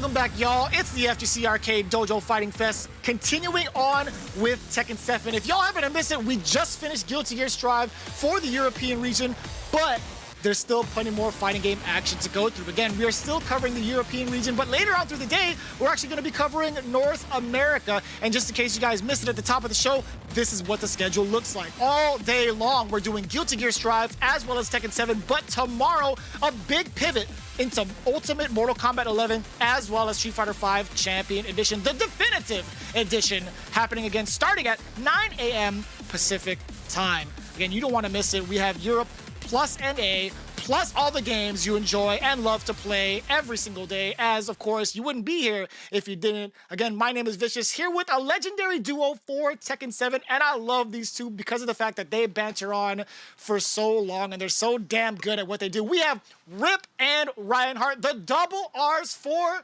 Tekken 7. What's going on, Rip? Feeling fantastic out here. Excited to see what the EU region is going to bring for Tekken 7. Obviously, these guys have all been grinding no matter what region they're from. But this bracket in particular, when I looked at the top 8 earlier, I was pretty intrigued by it. So I'm excited to see what happens. 7 nations in one tournament. It's absolutely incredible. Europe bring the very best of the best every time they can. And man, it's not going to be any different this time around. I'm super pumped up. I just can't wait to see what's going to happen. It's going to be super sick. What's also amazing is the fact that you guys not only dabble in the other fighting games that we have showcased, but you guys are all also long-time Tekken players, like legacy players, as well as champions in your own right. Again, how does it feel going in from that competitive state, being able to see all of the other international talent from a different perspective now? I feel like it's really exciting to watch the new players come up, right? Like, obviously, guys like Ryan and myself, like, we're the older generation at this point, right? So all these new kids right now, getting to see them showcase their skills and watching their progress and also making big names for themselves. We've seen so many players, just like even the past few weeks, we just saw Ayo Richie from the UK just kind of come onto the scene and, you know, take out some of the top players from North America, which is just wild and so fun to watch. Yeah, definitely. Oh, old? Me? I'm not. Speak for yourself. No, yeah, Ayo Richie definitely put on a show, man, rocking out against Anakin and the likes of other top talent as well. Really, really sick. I agree with Rip, though. It's really nice to see, you know, like the passion come through from some of these younger guys, the talent shining through, and of course, events like this are another format where they can get to express their stuff. And again, we kind of slightly touched on this subject not too long ago during the Guilty Gear Strive tournament, right? We do have offline exhibitions coming back for Tekken 7. I mean, we've had so much international presence already with Tekken 7. Do you think there's going to be anything new going forward with the way things look for the competitive scene? I mean, with the stuff that's starting to happen offline already, as we just mentioned Ayo Richie a second ago or a week ago or so, taking up top NA players, there's this little rivalry brewing now between EU and NA. It's always been there historically, but now it seems like EU might have the edge, which is a lot of fun, right? It's fresh, it's exciting for everybody. And they're bringing a lot of players out to Combo Breaker next month. So, you know, these offline tournaments are going to happen, and there's going to be a lot of rivalries between the regions, especially in Tekken 7. Definitely, definitely. I feel like on a few other fighting games, we have seen that international rivalry come more into play as of recent years, but Tekken hasn't really had that stage where like US and EU have really come together and been able to do that. You know, we've seen a little bit of that recently, but yeah, definitely a taste for more to come, I hope, because it was really, really hyped. So yeah, it's an interesting one because something we haven't really thought about. Obviously, it has been quite difficult to set up in previous years, but man, that would be super hype. I really wish we could. I hope that something like that ends up happening and becoming more frequent. Very true. We do have a glimpse of that right now, actually, in the bracket for the European region from Tekken 7. Again, these guys have gone through the gauntlet for their qualifying matches, right? Up until this point, we could see who has made it into the winners finals, the losers finals, and of course, awaiting their fate to see who fills out that bracket into the grand finals. But I got to ask you, starting with Rip, who sticks out to you the most? I mean, I think when I look at this entire top 8, the surprising names were Eddie and DBP. They were kind of the heavy favorites that we've seen in a lot of these PlayStation tournaments. Eddie, one of the top players out here in the EU region, actually. And you see Eddie falling just shy of the top 3 here, going out to the Darkest Flower and being sent to the losers by Tetsu as well. So that's the pretty big upset in my eyes. How do you feel about it, Ryan? I mean, I think that Tetsu is, you know, one of those guys who's, you know, he's a young, up-and-coming rising star from Germany, and he's very talented, but he's also very hungry, you know, and that's what can happen with these young guys. They're very aggressive, and they want to get in there, and they want to prove themselves. And he's been having a great run as of late in EU Tekken, right? So I feel like when, you know, Eddie comes into a match like that, he's someone who's been around for a much longer time, and he's probably been studied. You know, a lot of people understand how Eddie plays, his array of characters, his vast array of characters. So it might just be a question of Tetsu having the reads on the day. Obviously, their set was very close. And then in the losers bracket, I mean, Eddie had to knock out DBP, another favorite, but then the Darkest Flower clutched it out. She definitely deserves that spot. Eddie is no easy customer. So yeah, I think it's just a question of these younger players maybe just being a little bit more hungry for the win here. You mentioned younger players, and age-wise, Darkest Flower 24, Tetsu 23, and we've got Pika down there at 19. So very young group of players out here. Yeah. But definitely, we don't want to talk about those averages. No, we definitely don't. We don't even want to talk about that. I mean, that's been going on even in Guilty Gear Strive. But before we get into it even further, there's so much on the line we got to talk about, right? The prize pool for these tournaments are so impactful, right? The top 8 are going to be getting cash regardless. But starting from third, they get 400 euros. Second place with 500. First place with 1,000 plus a PS5. Yo, that in and of itself is the grand prize to me, which is like extremely hard to find. But of course, you know, PlayStation 5s right now being as part of the prize pool, if it was just that by itself, that would have been enough for me personally. Yeah, that definitely. I mean, you're in a very unique club if you end up with one of those babies, right? And so that's just a really, really cool gadget to own. And then of course you get 1,000 euros on top of that, you know, just to sweeten the deal. So yeah, really, really sick prize list, man. So again, going into the match, the first match actually, it was Pika versus Tetsu. Tetsu is one of those players that you were mentioning earlier before the broadcast even started, where we didn't really have as much information. Can you maybe hark in a little bit about his overall performance in the qualifiers? Tetsu is a guy who, you know, like I said, he's been very passionate, very hungry recently. You know, unique performances in a lot of the big tournaments, sometimes in a really big tournament being the last German player left in the bracket, right? So he's had the whole weight of the nation on his shoulders, and he's been able to rock out with that pressure. So he's got like a great wealth of experience going into this right now. And also here, you see him in the top 8. He's very hungry, you know, and I think that he's here just to win. He's only here to win, you know, and there's the ratio right there. 9 wins and 1 loss. He has been very consistent, very dominant, and it's going to be hard to stop him. It really is going to be. Yeah, but the player he's going to be going up against, Pika, from Spain, I believe, definitely a contender. Belgium. And got this character... Oh, sorry, Belgium. Yeah. Definitely a contender out here with that Geese Howard. And I'm sorry, he was born in Spain. That's what I was thinking. So anyways, in Belgium, Geese Howard, very strong. He's actually placed in a lot of these tournaments in the past as well. So the Geese Howard is going to be extremely problematic, I think, in this matchup. But we'll see, because Tetsu also had not only the Claudia, but also the Lydia. You see the record for Pika, you know, not the greatest here. A lot of close sets to get to this point, but as we mentioned, not an easy path through the bracket as well. So very well-earned spot into the grand finals, or Pika winner's final here. Yeah, Pika, very aggressive, very strong, great clutch factor. He is able to pull out these comebacks from nowhere. Very, very dangerous opponent. So he has the experience count over someone like Tetsu as well. He's been going at it, he's been grinding a lot longer, and he's been through a lot more tournaments. So it's going to be very interesting to see how these guys pair up. Now, in terms of the matchup, I feel like Geese in general has that kit to be very explosive, especially towards Rage, right? I think the overall damage that he could go through, as well as the potential wall breaks that he has, depending on the stage, right, could really lead to those kind of factors. Is there anything that Tetsu could probably look out for in regards to the Geese matchup specifically? I think in this matchup, you know, actually with the Lydia is kind of the wild card factor. I think if it's just Claudio, it's a little bit easier for a Geese player to deal with. I feel with Lydia now, she's got such great long-range punchers that it's a little bit harder for Geese to take as many of the risks that he's used to taking. So I'm really curious to know what character we're going to get from Tetsu in this matchup. That's a good question. Yeah, the character's going to tell the story for sure. I mean, I think against Geese, defense has to be one of the top statistics that is on your side, because whatever he hits you with is going to lead into big damage, corner carry, and Oki, and you don't want to get hit by literally anything, especially once he gets meter. So I think the question is going to come down to what kind of defense we can expect from Tetsu. That alone, regardless of character, could be the deal. Mm-hmm. And again, as you can see down below, again, if you guys want to get involved, again, it's compete.playstation.com. That's a lot of agains I was getting through. But again, it is compete.playstation.com. If you want to get yourself into these kind of streams, into these kind of tournaments with some of the best and heaviest hitters that we've seen today, but they've been going at it, I guess, all month, you should say.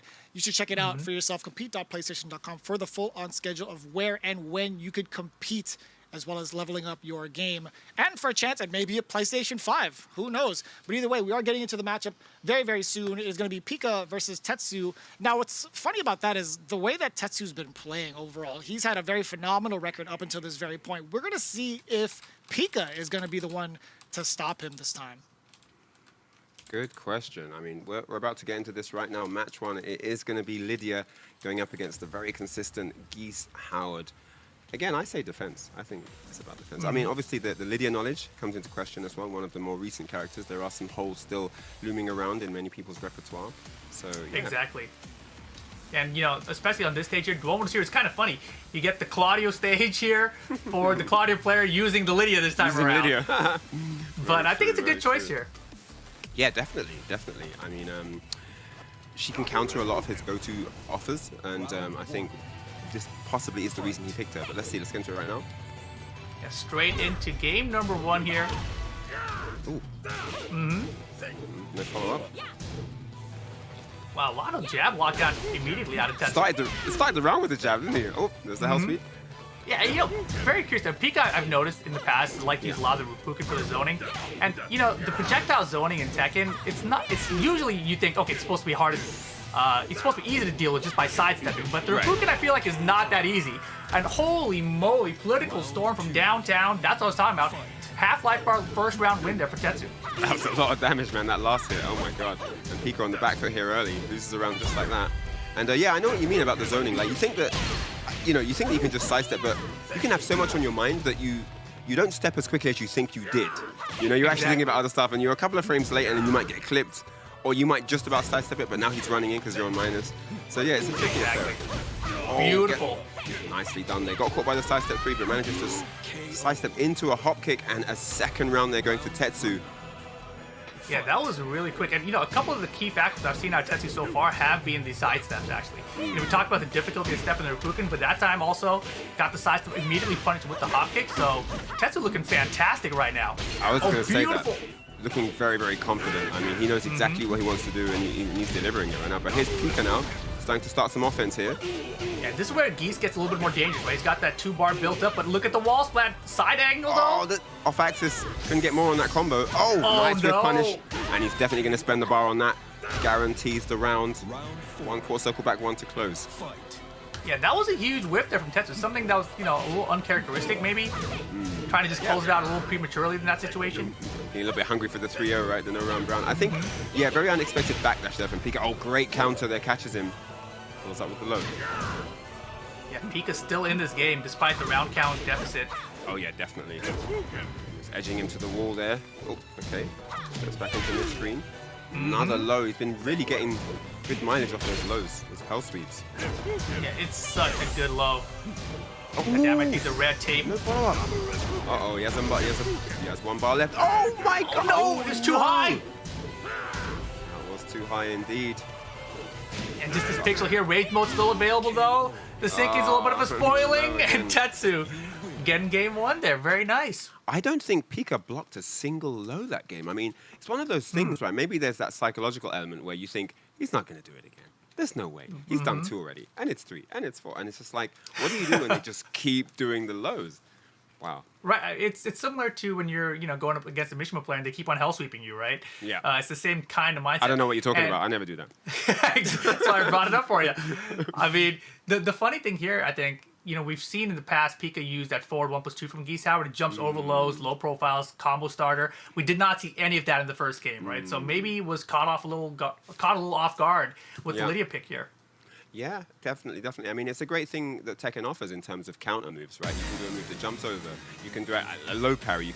I mean, with Geese especially, you've got a full low counter into a full combo, right? Or you can use to go for a counter hit yourself and interrupt. So many, many, many options other than just sidestepping or blocking, right? And that's a great thing that Tekken offers you in terms of how to be unpredictable, in terms of how you counter an opponent's moves.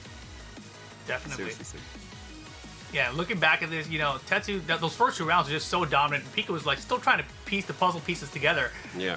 And then, you know, the thing about Geese Howard, even when he's low on rounds, as long as that bar is building up, there's always potential to make a comeback. And this was one of those moments that almost happened. Had that air fireball, that could, yeah, totally. It could have been big.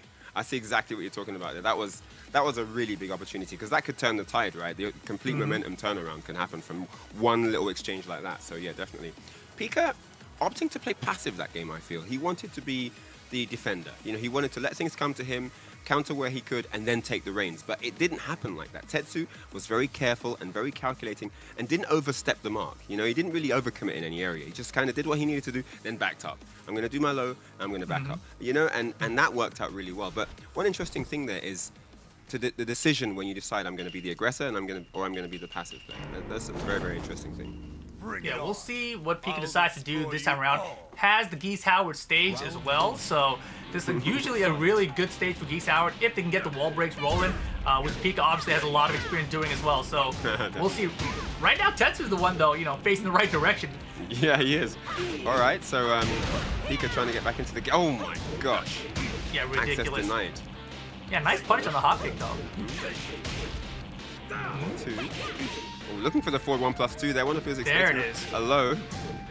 Yeah, and that's something he needed to do from last game, but oh my goodness. One dropped the it? combo! It's okay. Oh, it's all right. Round salvaged with that low into the pickup. Yeah, sometimes when your combo drops, you have to be prepared, right? And I feel like most tournament veterans, they have that option. They've dropped combos in these situations. They know exactly what to do to follow it up when that happens. Yeah, I mean, you drop the combo, you know exactly what your opponent's looking for, and you've got the counter ready, right? They're gonna stand block after this, waiting for this. Let me go low, you know? Yeah, Tetsu is so impressive right now, the defense. This isn't even his main, this is his secondary character. Yeah, definitely. You know, it's one of those characters, you know, obviously you mentioned secondary, but Claudio's been out since the game launched. That's Lydia's true. only been out for a year now, right? So even if it is your secondary, it takes a while to build it up. Exactly, no, great stuff for these guys. Like play 3, 4, 5 characters, right? I mean, it's really impressive. Especially on Tekken 7, which is a big game in terms of what you have to remember. Different stages, you know, different combos and stuff. And there's speaking of combos, Yeah, the right blue now. stuff. And Oh, look at wow. the comeback from Tetsu. And this then, time- This time he went mid. ducked. He actually went mid. Pika We're gonna say finally the same ducked. point. Oh man, this poor guy. It's okay. I mean, poor guy, but he's got Geese Howard. He's got the wall right now. He Half-life has- our lead. Sure. Can finish. Ooh. He's trying to mix it up now. He didn't do the side step 3 like before. Side steps and goes mid. Okay, Pika. Oh, and there's the low. Oh yeah, that red tape. Ooh. Punish. Spends the race drive. It's not over yet though. Pika was a life lead here. Oh! Uh-oh. Low. Next it's gonna It's do gonna it be a for the 50-50 player. mix. Does have race drive available? The throw! Oh No my throw God. break. Did not see that coming at all. And Pika now finds himself 2-1 up here. Man, you know, throws, people have talked about them so much in Tekken 7 about how they're so much weaker than they used to be, but they are still effective. They catch players off guard all the time. Yeah, definitely. Especially in those closing quarters of a round. One of them things where you just don't, because they're so underused now, you just don't Right. expect them, right? And even the players that used to be really good at throw breaks, they're worse at it now because people don't use them as much anymore. They don't get as much practice. Yes. Exactly. Ends the bar just to relieve that wall pressure. Beautiful. But there's a hop kick. Great precision on that. And Tetsu ties up the round. Yeah, this is an important round here for Pika. Don't want to let Tetsu go up just with the 2-0 here.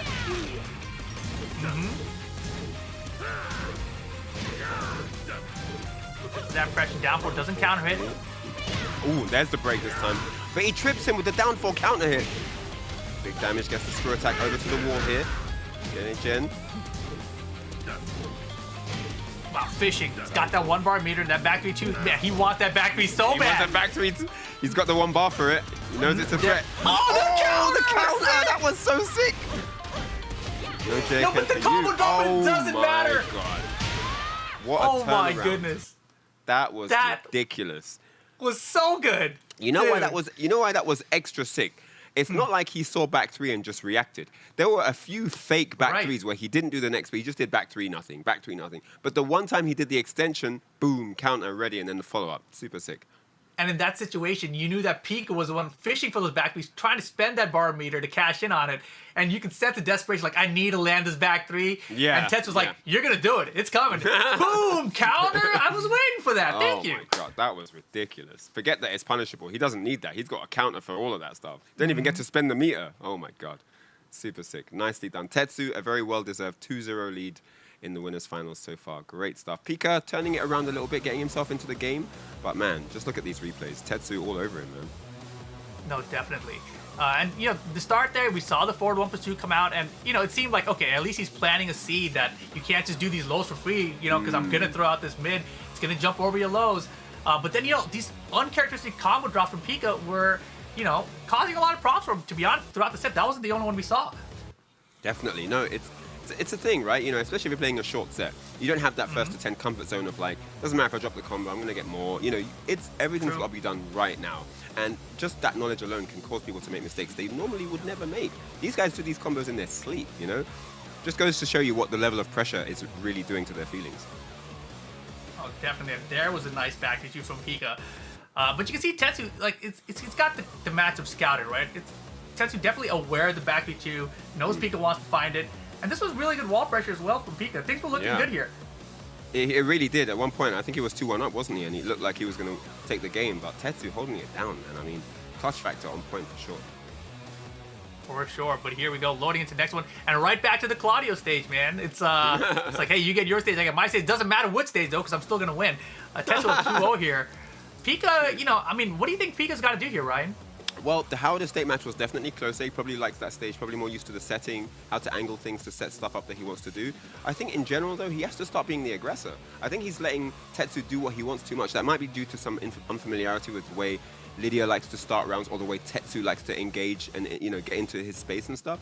But you have to just let that nervousness go. You have to let that unfamiliarity element just disappear. Start your thing. Geese is a strong character. He can go on the offense very well if you're careful, right? And I think he just has to start that to just allow more space to get reads on Tetsu without it being always on defense. Yeah, and oh my goodness, the count from Tetsu immediately out here.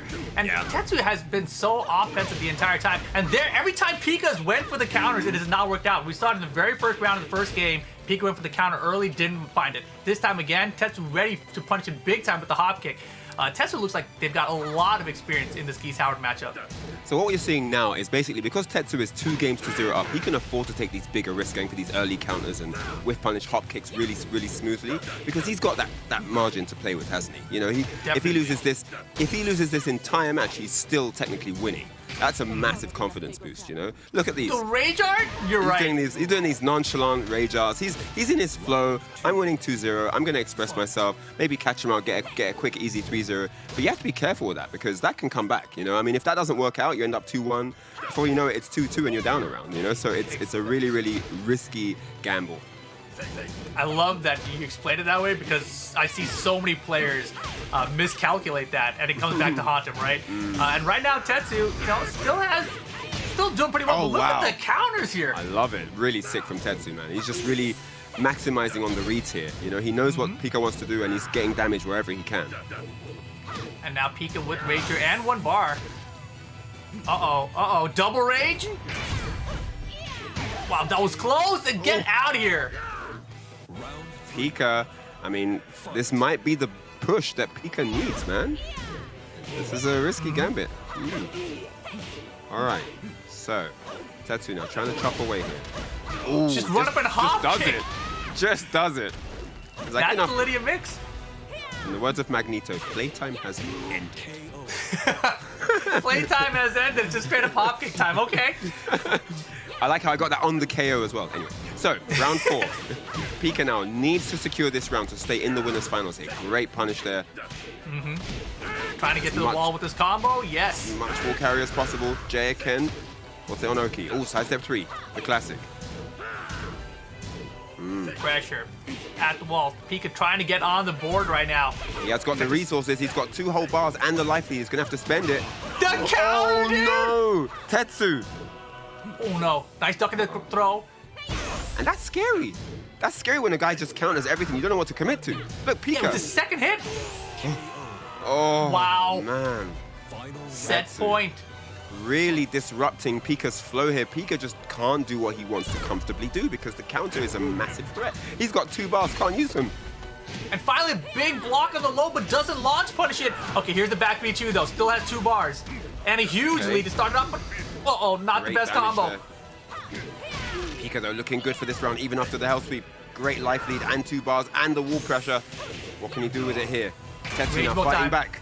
Oh, that's race drive. Oh! Jake can work down 2 to close it out. Finally, chops those toenails and gets himself a game on the board. Man, that was a brawl at the end there. I didn't know what was going to happen. That was wild. Pika, whew, breaks the deadlock. Exactly. And, you look back, it was still a close game, right? 2 rounds apiece. And that very first round there, where we saw Tetsu a little bit loose, throwing out the Rage Art at the end. If that Rage Art hits, it might have made a statement. It might have broken him down for the entire game, but it didn't. Instead, we got Pika coming back, closing it out. That first round may be the whole turning point of the entire set. Man, that final round in that last game was just a whirlwind. I think I saw the Tasmanian Devil in there at one point as well. It was just mad. Everyone did everything, and at some point, Pika just came out, and it's like you looked at the health, and Pika had taken like 70%. Like, where did the health go? So yeah, great round from Pika. But this is what I'm talking about. He has to be the aggressor. Tetsu just got bombarded that final round, and that's really important that you can, that you can do that to your opponent. That's an important factor. So Pika hopefully is learning some things from this win here and can continue that pace. Yeah, and looking back at Rage Art, I thought that Tetsu was just a little overconfident, but looking at the replay here, I feel like Pika actually was staggering his offense very well and kind of waiting for a counter perhaps, and it just kind of pressured Tetsu in a situation where they really wanted to do the Rage Art. I mean, I think maybe this is something to do with experience, but, Tetsu's style in the first 2 games was very different and calculating and careful and spacing and methodical. But then in that 3rd game, it was like just windies and, just trying to go in and get the job over. He wanted it done. And while that can work sometimes, if that doesn't work, it's very tricky to know what you do need to do, because then going back to what you did before is now the predictable play. It's what we call bait, right? So it's a tricky thing to do, I mean, we'll see now what Pika's going to do. He's had the door opened for him for a second opportunity here. So let's see what's going to happen. But this is 2-1. I don't know, man. Tetsu may have just let Pika come in with a chance to run away with this. Exactly, and of course, that's going to give Pika just that little bit of confidence he may have needed to close out the entire set, right? So you never know how that one game changes things. And, personally myself, I've always been like a 1st-to-2 tournament player. Whenever sets get to 1st-to-3, that's where I start having issues. We'll see if Tetsu is similar to me in this situation. Hopefully not for his sake, because I always fall apart here. This is the worst case scenario for me. When I'm up 2-0, they get one game, I'm like, it's over. It's over. It's all going to fall apart. I mean, it's one of those things where, like, Tekken 7 is a brutal game. People should remember that. Like, you can't give your opponent any chances because things hurt on this game, I mean, all of a sudden you're 2-0 up and then suddenly you're 3-2 down and you're out, So let's just see. Anyway, Pika, though, obviously, his movement looks a bit more fluid here, maybe a bit more confidence flowing right now. Yeah, Tetsu, though, immediately back that down back 3 low to start things off. And look at the whip punish there. That was so good. Yeah, had to dash forward to get that hop kick, too. And that should be a big punish, too. Yep, Political Storm, best long-range closer. So ready for that. He was super ready. All right, so first one on the board for Tetsu. Man, that move is cheap. It is. Like, the 3rd hit is -10 everything, but, like, you don't know if the 4th hit is coming, so if you try to punish, you're going to get hit. Yeah. That's so frustrating to deal with. Now, I definitely hear you, man. I hate when people say, yeah, but it's punishable. That doesn't mean it's not cheap. It can still be cheap. Dude, but again, Tetsu has had these sidestep left hop kicks throughout the entire set, and it's paid off at least 4 times. And there's the down by 3 again. It looks like Leroy's won a lot. Definitely. Right? Down by 3. All right. Oh, speaking of 3 moves. Oh, boy, the comeback! That's it. Well, why would you even do it? Just done the rage. Why the fancy stuff? Why the fancy stuff? He wanted to go downstairs for the next round. It was a strategic play. Yeah, I need a larger stage to work with it. Wow, step and block on the hop kick. That was and clean sick from punish Pika. as well. One cross off the back. Ooh. It's not over till it's over. Okay. And look at the positioning there from great Tetsu. duck. Oh, get out of here. Caught him stepping or something. That down forward 2. The taste got slapped out of her mouth. We're puking. I feel like we've hardly seen any fireballs after the first one. Definitely.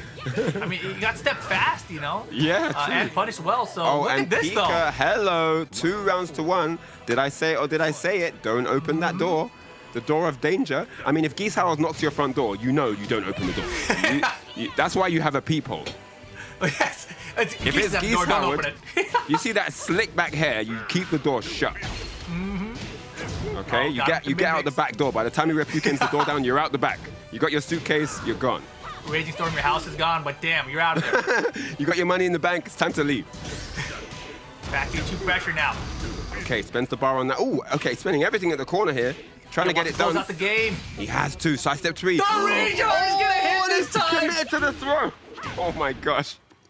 Pika was stepping on the Oh gas my God. a little too hard. Uh-oh. Set point for Tetsu. Pika needs just this round to stay in and tied up. Tetsu may have thrown a spanner in the works here. That was Pika's game to win, and it's been stolen temporarily. Let's see though. Is it going to be the final round for Pika here in the winners final? That's a wrench for you NA guys watching. Spanner. I was Spanner so in the caught off works. guard. Yeah. Spanner in the works. I'll help you guys Nice out. It's a counter. monkey wrench. The monkey wrench, guys. All right. Speaking of that monkey wrench, Tetsu, the life lead here. Oh, down four. He slams another. He slams one bar. Oh! That could have been big. Sick. The Oh. hop kick. Ladies and gentlemen. It's not over. No! The It's- step got him though. Oh my gosh. Wow, Close what a one. set. What a set. The rage art from hell. Oh my gosh, that was literally out of nowhere. I mean, Pika was sitting pretty with that aggression at the wall. He felt like, what do I do? I've got access to this, that. I can go mid, low, I can do this. And he just went for that one throw. You saw the arms come out for the hug, you know, and then access was denied. Get off me. So yeah, Tetsu, great stuff, man. What did you think of that last round? Dude, it was clean. I mean, you talked about the first couple games from Tetsu looking really methodical, and I felt like that's what Tetsu adjusted, went back to it for that final game there. But when I looked through the entire set, I think the interesting thing was that hell sweep, that down back 3 from Lydia. I think in game 1, Tetsu really established it, and it made Pika aware of it and kind of made the whole gameplay change. But if you watch the whole set, it wasn't really that much of a threat. It was just there when necessary, but it wasn't the whole tale as it was in the first game. Man, that was intense, man. Both Tetsu and Pika's flow, when they're on, they're on. You know, it's really hard to stop them. Whether it's Pika with his corner aggression or it's Tetsu with his amazing whiff punishes with the hop kick, like seriously sick. Yeah, I can't fault either one. It was a close set. You know, I mean, someone's got to Definitely. win. Yep. And yeah, it was just, I mean, punishes were on point from Pika as well. Just something missing, you know, just something small. Maybe a bad start, perhaps. It looked like it was quite slow for him to get into the set. And yeah, Tetsu with that solid 2-0 start, you know, it's hard to come back from that, even if you get into your groove, you know, just always knowing in the back of your mind, I'm one game away from being out. It's tough to deal with. Yeah, and you also mentioned that defense was going to be the story here. Oh my gosh. And defensively, that rage art there was on point from Tetsu. But throughout the set, you know, the sidestep lefts are always there for him, got the hop kicks behind it as well. And with that, Tetsu 3-2 over Pika, going to the grand finals. Yep, sends Pika down to the losers finals where he will meet the darkest flower. So I wonder what that's going to be like, man. Woo, close games, man. 3-2 in the losers semi, 3-2 in the winners final. This is tight all the way through. Great stuff to everyone. And it's going to be pretty interesting, too, because Pika, again, with this kind of momentum that he has, I mean, suffering a defeat from Tetsu, still has a lot of games under his belt, completely warmed up, has to face off against somebody who's pretty much going to be cold going into what could be the very last moments of their tournament life, right? So going into it, what do you think the chances are between these two competitors, between the Darkest Flower as well as Tetsu, or excuse me, not Tetsu, but Pika going into it?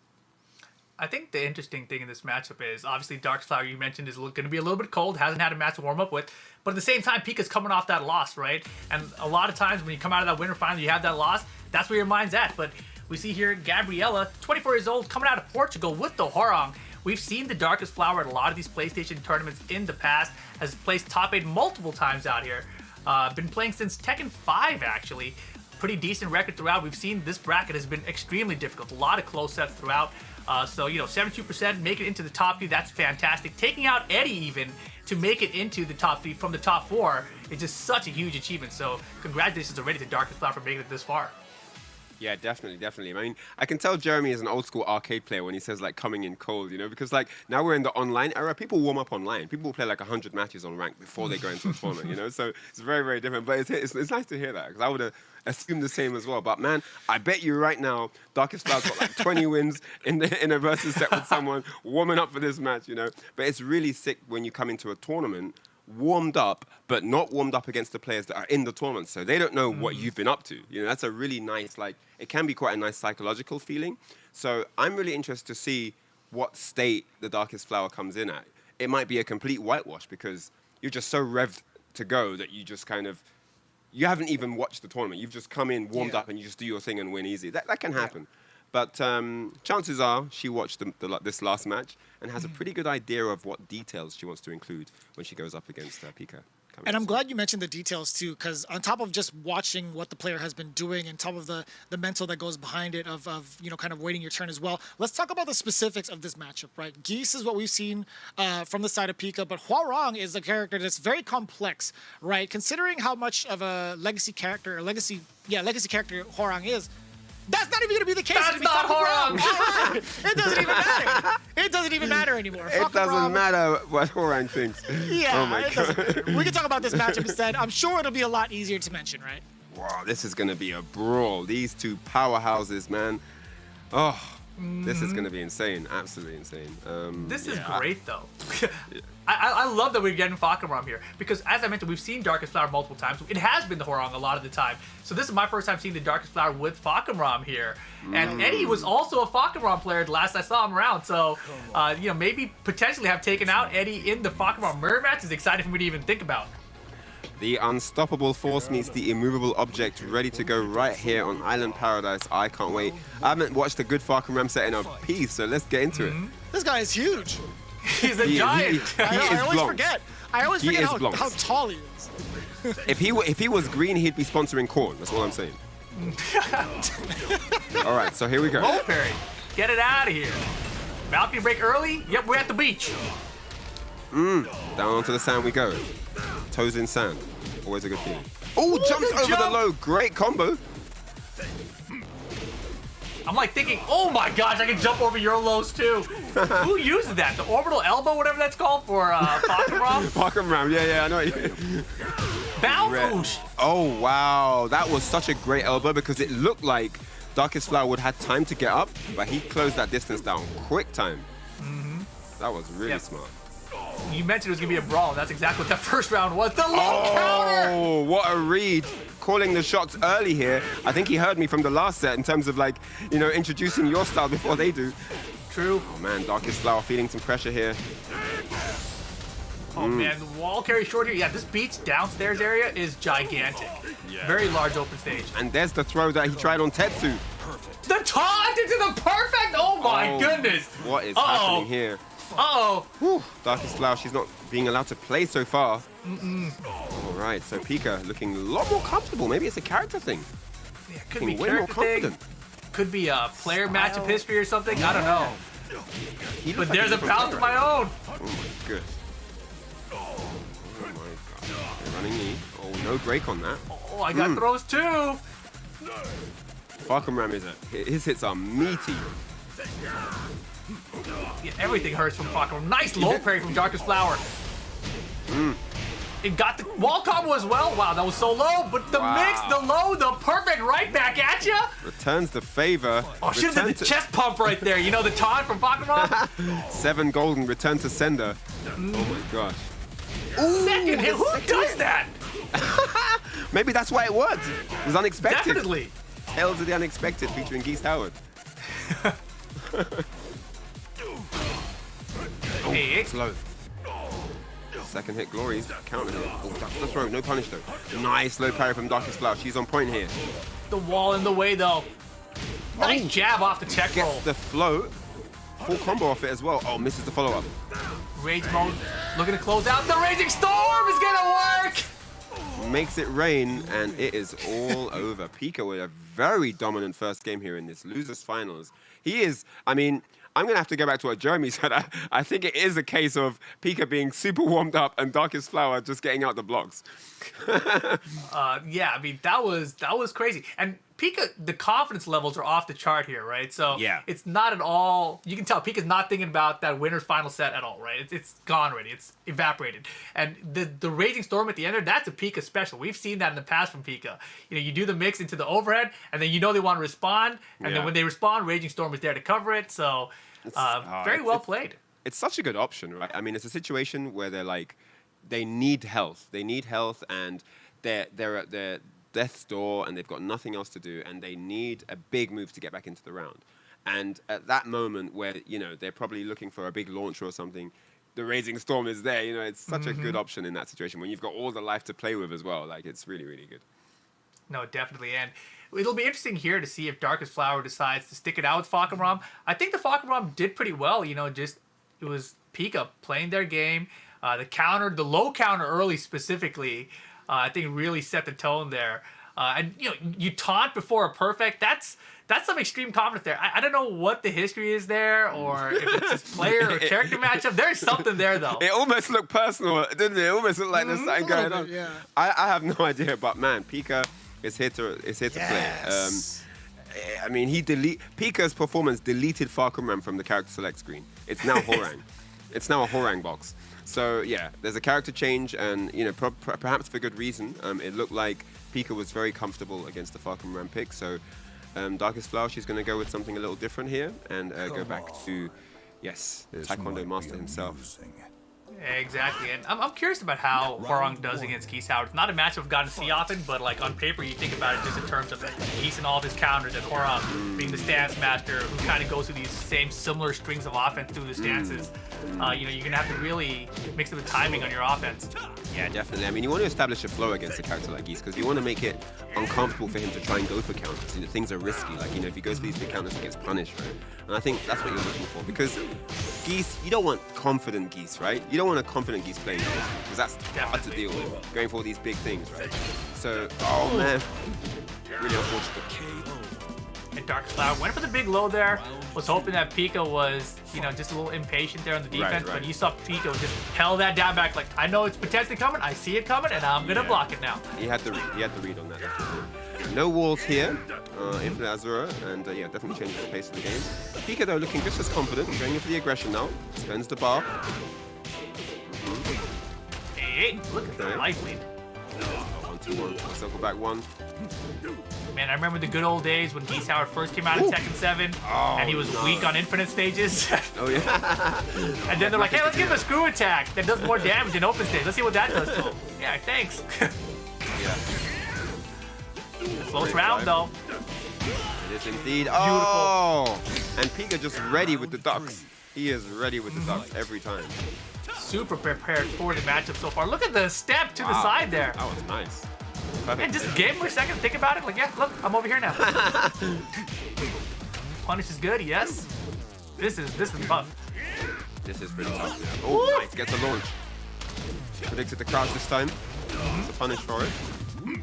The counter! You think it's your turn on Oki? You want a meaty? I don't think so. Okay. If you can follow up. And a Horang not a character, you really have to watch out for that like random Rage Drive punish, right? He's got to be in stance to do it. Rage Drive mix time. The counter again! Wait, didn't get the follow. Wow. Okay, almost flubbed it there, but Pika holds on. In stylish fashion, may I add, with all these counters and taunts at the end of rounds. Oof. That was crazy. That was unpredictable at the end, man. I didn't see that coming, that counter. And then he didn't follow up, but then he got the review again. Like, what? You play with me? That was crazy, man. Pika just feeling himself after that, for sure. It kind of looks like Pika's playing with the spoon a little bit, right? Confidence levels are looking off the chart. What are the odds of Darkest Flower now going back to Falkenrom? I don't know. I like the Horang because most of the rounds that were run there were like 50-50 for the round. If this counter doesn't work, I'm dead, but I'm going to go. Like, he was guessing for the round on some of those rounds. So, like, at the very end, it went down to Pixel, basically, right? Next hit wins both sides. So, the Horang pick wasn't bad. She just guessed wrong twice. Like, she guessed wrong. I think there was one where the next hit would have won, but she got, like, ducked, and then he got the duck punish. And then the second one was that counter, right? So, those 2 rounds could have easily gone the other way, and that would have been Darkest Flower. She would have been leading 2-1 and within earshot of a 3rd round, right? So, I think the Horang wasn't that bad. I agree. And, the situation specifically now you're looking at is after that Horang Rage Drive block, Horang has frame advantage, and the Horang player wants to offensively force a mix-up on you. And Pika has just been guessing right at the end around of those situations, right? So sometimes, it might be staggered offense you want to look at. just to throw off the timing in case there is a counter attempt from the Geese Howard player, you know, something like that maybe. And it is going to be the Horong going into game 3 here for Darkest Flower. Makes sense, makes sense. You know, Pika honestly has looked good against both characters, right? Defensively against Fakum was great. Defensively against the Horong, you can tell there's a lot of knowledge there as well. So I don't think the character matchup is going to matter as much as just being familiar and confident with your character. And Darkest Flower has been a Horong player way longer than a Fakum player. So you got to believe that's going to be the main here. Yeah, definitely, definitely. I mean, like I said, I do have faith in the Horang pick. I think Horang as a first character might have been more interesting as well, you know, not having lost a game with Far Cry already. But it is what it is now. Let's see what she can do with this. There is a third opportunity here, and it's Horang who's going to be taking advantage. But let's see if she can turn it around in game 3. And this is the beauty of like a first to 3 set, right? Like even if you're down 2-0, it doesn't really matter. Because until they get that 3, it's not over. Yeah, there's always a chance you can come back. So that's the beauty of best of 5, like you said. All right, so Pika now working on some aggression. 1, 2, 3 at the wall. Oh, nice duck into the combo. Yes, No! the combo though. You can't let those go. You can't let those go. That is really unfortunate. And that is just building momentum for Pika here. Wow, everything whipped there. That was crazy. Off axis, but right in front. And Darkest Flower though, you know, you can see a little bit hesitant here. Throw is gonna switch position. I don't know about that idea though. Even go for that throw attempt. Oh my goodness me. The pixel though, okay, there you go. Round 2. Yeah, rough choice there. And you saw, see, there's something personal here, right? That was another taunt to end the round here. We didn't see none from Pika in the winners final. Regardless of Pika looking good so far. Or he's just really feeling himself. One of the two. Could be. All right. 2, 3. Damn! Oh, wow. Just gets it. The regular. Just going for the skyrocket him. Just gets the regular. And what a round. And that's I was just about to say, like, Darkest Flower just needs to get started. Like, she needs to, something needs to happen, you know, because when it's tit for tat mid-screen, Pika's able to weather those storms, right? He's able to come out on top. He's able to find the gap, duck the highs, get the punishes that he's trying there, you know? But if she just gets going with like a launch and then into the flow, you know? Like here, get something going over to the wall kind of thing, you know? She can get these rounds, but it has to happen. Yeah, and she thought she had stepped through Pukin that time, but just flipped by it at the very end. Wall almost happened there. That would have been rough. And tried to go airborne. And, you know, Pika's ducking a lot. I was going to say. What the? Okay. I gotta say, that was intentional. That was like as gosh. close to a taunt as you can get, probably. Just like the It might have been. It might have been. The rage drive worked out there. Look at the counter. We got those too. Fighting fire with fire here. Okay, so Darkest Flower with a chance to get a game here. Game 3 up for grabs, but Pika now trying to stop that happening. What in the world? Wait a minute. I haven't seen that before. Someone was clip crazy. that, please. Turn the cameraman around, and just like that, it is set point for Pika here. He told the cameraman where to go. He's like, Peter, stand over there, stand over there. Yeah, go over there now. Andrew. Controlling. Yeah, I want you to see my back right here. Perfect angle. There it is, right back Playing to in the the wall. tournament and set director, apparently, Mr. Howard. Wow. Oh, nice duck. Nice. No, The Mr. Follow Up combos, again. though. What is going on? It looks like new controller vibes going on over at the Darkest Flower house. It's not over till it's over. One more round. He's Just gonna take it, skyrocket though. again. It's going to work. This is a big round. Oh. Okay. Being forced to stay by the wall. Double rip Pukin. Another set. No meter now. Darkest Flower waiting for the right moment to strike. She needs this to happen. Oh, here we go. The flow. It's mix time. Oh, It's mix time. over the low. Gets the high crush. This is big. Not gonna reach the wall. Have to go for Oki. 50-50 time. Got him. Darkest Flower. Sit on him. Yeah. Oh, just pause it there at the end of it too. Very nice. I like that. Oh man, Darkest Flower getting the game on the board. 2-1 here. Clean. So much so that Ryan Crazy. actually got kicked off of the screen. That game actually kicked me out, man. It was so intense. I just got kicked out of the whole thing. Oh my gosh. It was back and forth the whole way Crazy. through, man. But you Crazy. see here, Pika was looking so clean at the beginning, right? All the low parries are on point, the counters on point. But Darkest Flower made some great adaptations here. Recognize that Pika's been ducking intentionally to try to avoid these highs or these lows mix-ups. And just like that skyrocket, that's really, I think, the moment that Darkest Flower started to recognize what was happening. And even at the end, as you get to the final round, You know, Pika went for the down jab, and Darkflower's like, nope, I knew you're going to duck and go for low crush again. Here it is. Yep, and there was a great moment where in that flow, after that low crush, she was, you know, piling on the offense, and there was that same moment where Pika went for the counter to try and steal the round, and she was onto it, and she was like, nope, we're mixing it up this time. We're doing something else. Great read there. It's coming up, though. I can't wait to see it, but that was really cool. And here was that final moment where we're like, the combo dropped. Oh, look at this combo. Look at this combo. What is that? This is crazy. Ridiculous. Cameraman turned and hooked things up, and here comes the low crush. Down jab me. I knew it. Called it. That was sick. And there was the counter you're talking about. Yup. Yeah. So sick. And it's so dangerous, here we too. are. It's exactly that moment you talked about in the first match in the upper finals, right? That moment you open the door, that's where it could all go astray. But it's not. It's Geese on the other hand, right? Like it's on the opposite end of that, right? Hwoarang is just trying to break his way through down the doors, going through with the motorcycle. Actually, we'll see how it plays out. Getting that first game. Man, but that you know, the first game is the most difficult one, right? You know, it's the breaking the deadlock, getting that first psychological edge that you can, you know, the understanding that I can beat this person, I can break down their offense, I do know what they want to do on defense, I can get the W, right? But then it's how do I keep this going?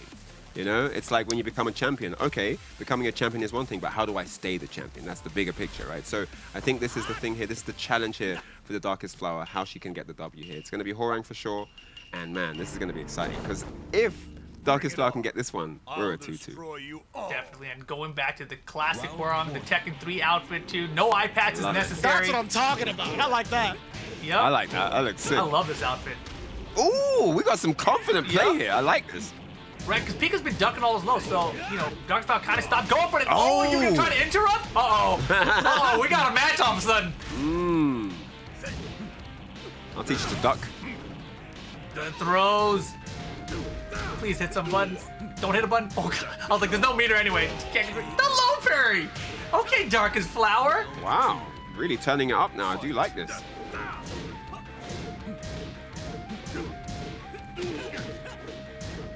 Oh man, and you can see now Pika is starting to guess incorrectly on the offense and the defense. Yeah. So this could definitely be a good turning point. This is like the opposite of the first set where Pika was the one playing comeback, right? Now Pika's being the aggressor and it's like Darkest Flower. She's trying to build these rounds back. Just block all day. Pressure, eating everything and gets the one throw attempt. The interrupt there. Great stuff from Darkest Flower. Uh-oh, the low for the mix. Stand up. Rage mode for Darkest Flower. Rage drive, maybe? There it is! The combo's gonna kill! Kept it! Step on him! Oh my gosh. Uh-oh. Kept him down like an older sibling. That was crazy. Counter though. Woo! Okay, wall-to-wall combo? No. Oh, not quite.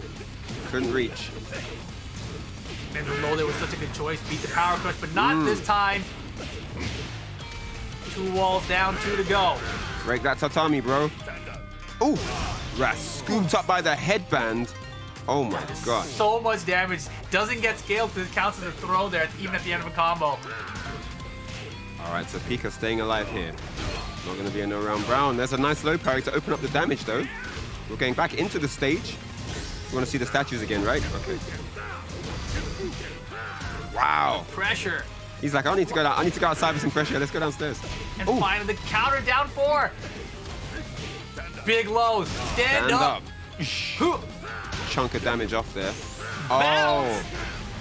And the balcony's broken. We're downstairs. We're outside. Look at the damage and the carry. Oh my gosh. This is an absolute brawl right now. Darkest Flower here with a final chance to get some damage. No high crush for you. And then we're in the final round if Pika can take this. Pika trying to close it out. Darkest Flower. Does she have the mixes? The mix gets mixed. Got caught. Oh no. Over to the other wall. Doesn't get the pickup though. Throw break's good. Very important break. Got it done. Okay, okay. Damage lost here. In the corner. This is so close. This is crazy. Oh. No duck in the high. 1+2. Back up. Another break. 2 throw. Oh god. Oh. Last chance. Don't whip like that. The pixel. The low. Oh my god. The wall's in the way. Oh my goodness. Oh no. That is so unfortunate. The wall off-axis hit, unable to get access to Rage Art. That was so unfortunate. Man. Man, oh man, oh man. You best believe everyone in the chat, when they saw that launch, they were thinking, Rage Art, Rage Art, Rage Art, Rage Art. But it just wasn't possible. That positioning on the wall was just impossible. Really unfortunate for Darkest Flower. What a heated final game that was. It's just, once it went downstairs, it was complete pandemonium. That was nuts. Definitely. I mean, you know, here's the replay, right? These low crush were working out fantastic for Darkest Flower from the beginning. Really turned things around. Pika, though, was fine to keep even in at least a round count. But look at this. This beautiful move into the rage drive there, step on it, 2-round lead in this game, right? It could have been like this easy comeback. We tied up 2-2, but Pika's like, yo, wait, this is my house, right? I know how to get you from wall to wall here. Drops down, but don't worry, I'll figure it out later, right? We'll get the next one. But, you know, you look at the way this went down, and really, Darkest Flower had all the pieces together, but Pika just stayed so composed throughout and never really gave up anything. Man, you know what? After seeing that, you've got to think about what may have happened if we didn't get that Falcon Ram pack in the beginning, you know? True. Because it was just so close. It was so close after that. The Horang pick was the one, you know, but a game down, you know, and then your main character doesn't quite get warmed up in the first game you picked them, and then you're down 2-0, you know, it's tough, right? It's a really, really difficult draw. Oh man, look at the end of this set right here. That Reppuken didn't kill this Pixel, gets low, the wall's gonna hit here, and it was too close. Like in that situation, the Rage Drive may have been the better choice. I don't think she had Rage though. So that was rough, man. I'm wondering what combo she could have done. But anyway, while I ponder, we have Tetsu and Pika, who are your grand finalists here. This is gonna be insane. Of course, it's gonna be a run back. Pika falls short 3-2 in the winners finals, and you know he's gonna be thinking about some counters. Without a doubt. I mean, that first set was so close between them. And, you know, when you look back at it, Tetsu with that Lydia pick really only gave up that game. I thought it was 3-1, by the way, in the winter final. Am I tripping? I felt it was like the one game that was given up when we saw him get a little overconfident with that Rage Art in that first round. But overall, I felt like Tetsu had a lot of control there in the Geese Howard matchup. Yeah. So that's the biggest tell for me going to this grand finals. Big shout outs to the Darkest Flower. 3rd place finish here at the Dojo Fighting Fest. Congratulations. Awesome performance all the way through. Defeating Eddie, who also, congratulations to him, 4th place as well. So yeah, really, really cool stuff. But man, I'm really hyped about this grand final. It's going to be sick. You know, runbacks are always cool because you have that instant history, don't you? You have that like, well, he did this last time. Yeah. What about now? You know, is that going to work? Exactly What's going to happen? And it was a significant victory, right? Although the bracket did say 3-2, it was actually 3-1 in Tetsu's favor, right? You got to imagine with the amount of games that Pika's been playing back to back and now having to do so again, do you think that concept of being completely warmed up is actually going to come into play? Do you think there's going to be enough strategy against Lydia at this point after releasing all that stress against Falcon Ram as well as Hwarang? Do you think it's going to come to fruition for someone like Pika? We'll see. Yeah, no, but I mean, I think that they know each other well enough now to have a real fight. I feel like before, Pika took quite long to kind of figure out how he wanted to approach the match. So now we're actually going to see what he wanted to do. That's true. It was definitely a slow start. And overall, we look back at that first game and that first set. There's really a lot of those down back threes that's kind of set the tone. And you can see immediately here, Tetsu's not using them, right? It's like it's continuing the first set now. But yeah, I already used the lows, I already established them, so I don't have to go back to it. That continued psychology, right? The continued meta where you kind of, you've exercised that already. You've got the damage from it, the great mileage. Now it's about using what you like practiced in terms of counters. And look at that round. I mean, that round was nothing but jabs, and it was just a dominant round, you know? And then he starts with a low. Oh my God, I can't talk anymore. Oh no, I'm out.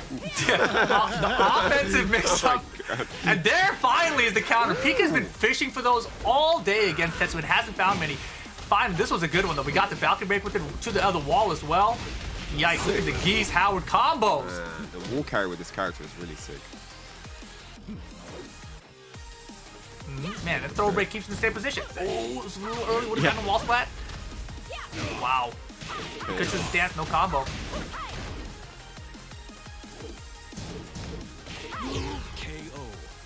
What a punish. Good damage there.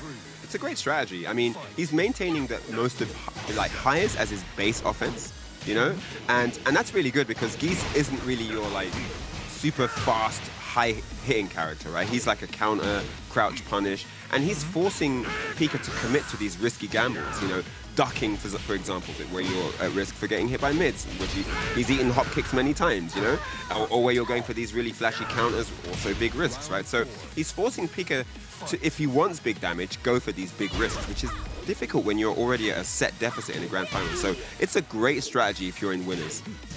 Yeah, and you can see right now, Tetsu, when they're feeling it, the down back 3 start coming out, right? Like, do I need to get a little bit of life just to plant on his mind? And nice forward 1+2 that time. That was brilliant. Yeah, this again needs to another wall. Yes. Yep.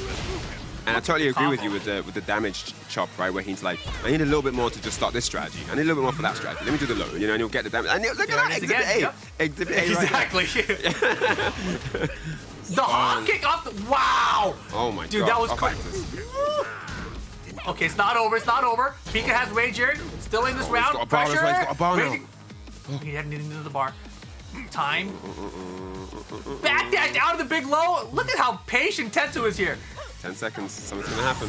The throw! Life lead for Pika. Blue stuff blocked. No mix. 5 seconds.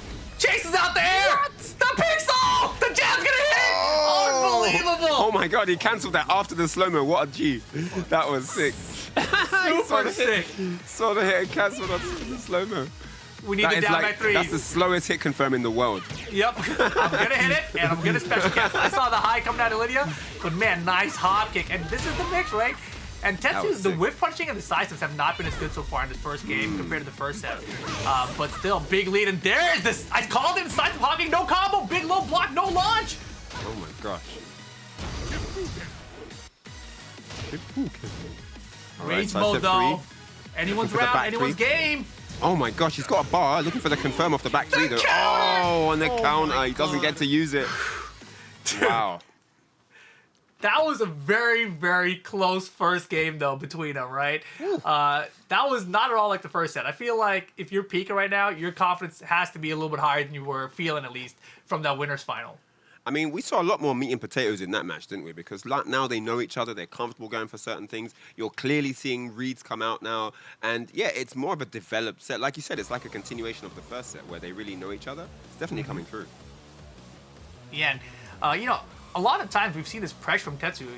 You mentioned Geese Howard, you know, he's not really a high swing character. Like, he does have to take a lot of risks. He's got to go for these kind of counters. He's got to go for that big down 4, which is launch punishable on block. And it's a pretty good strategy. It's definitely paying off.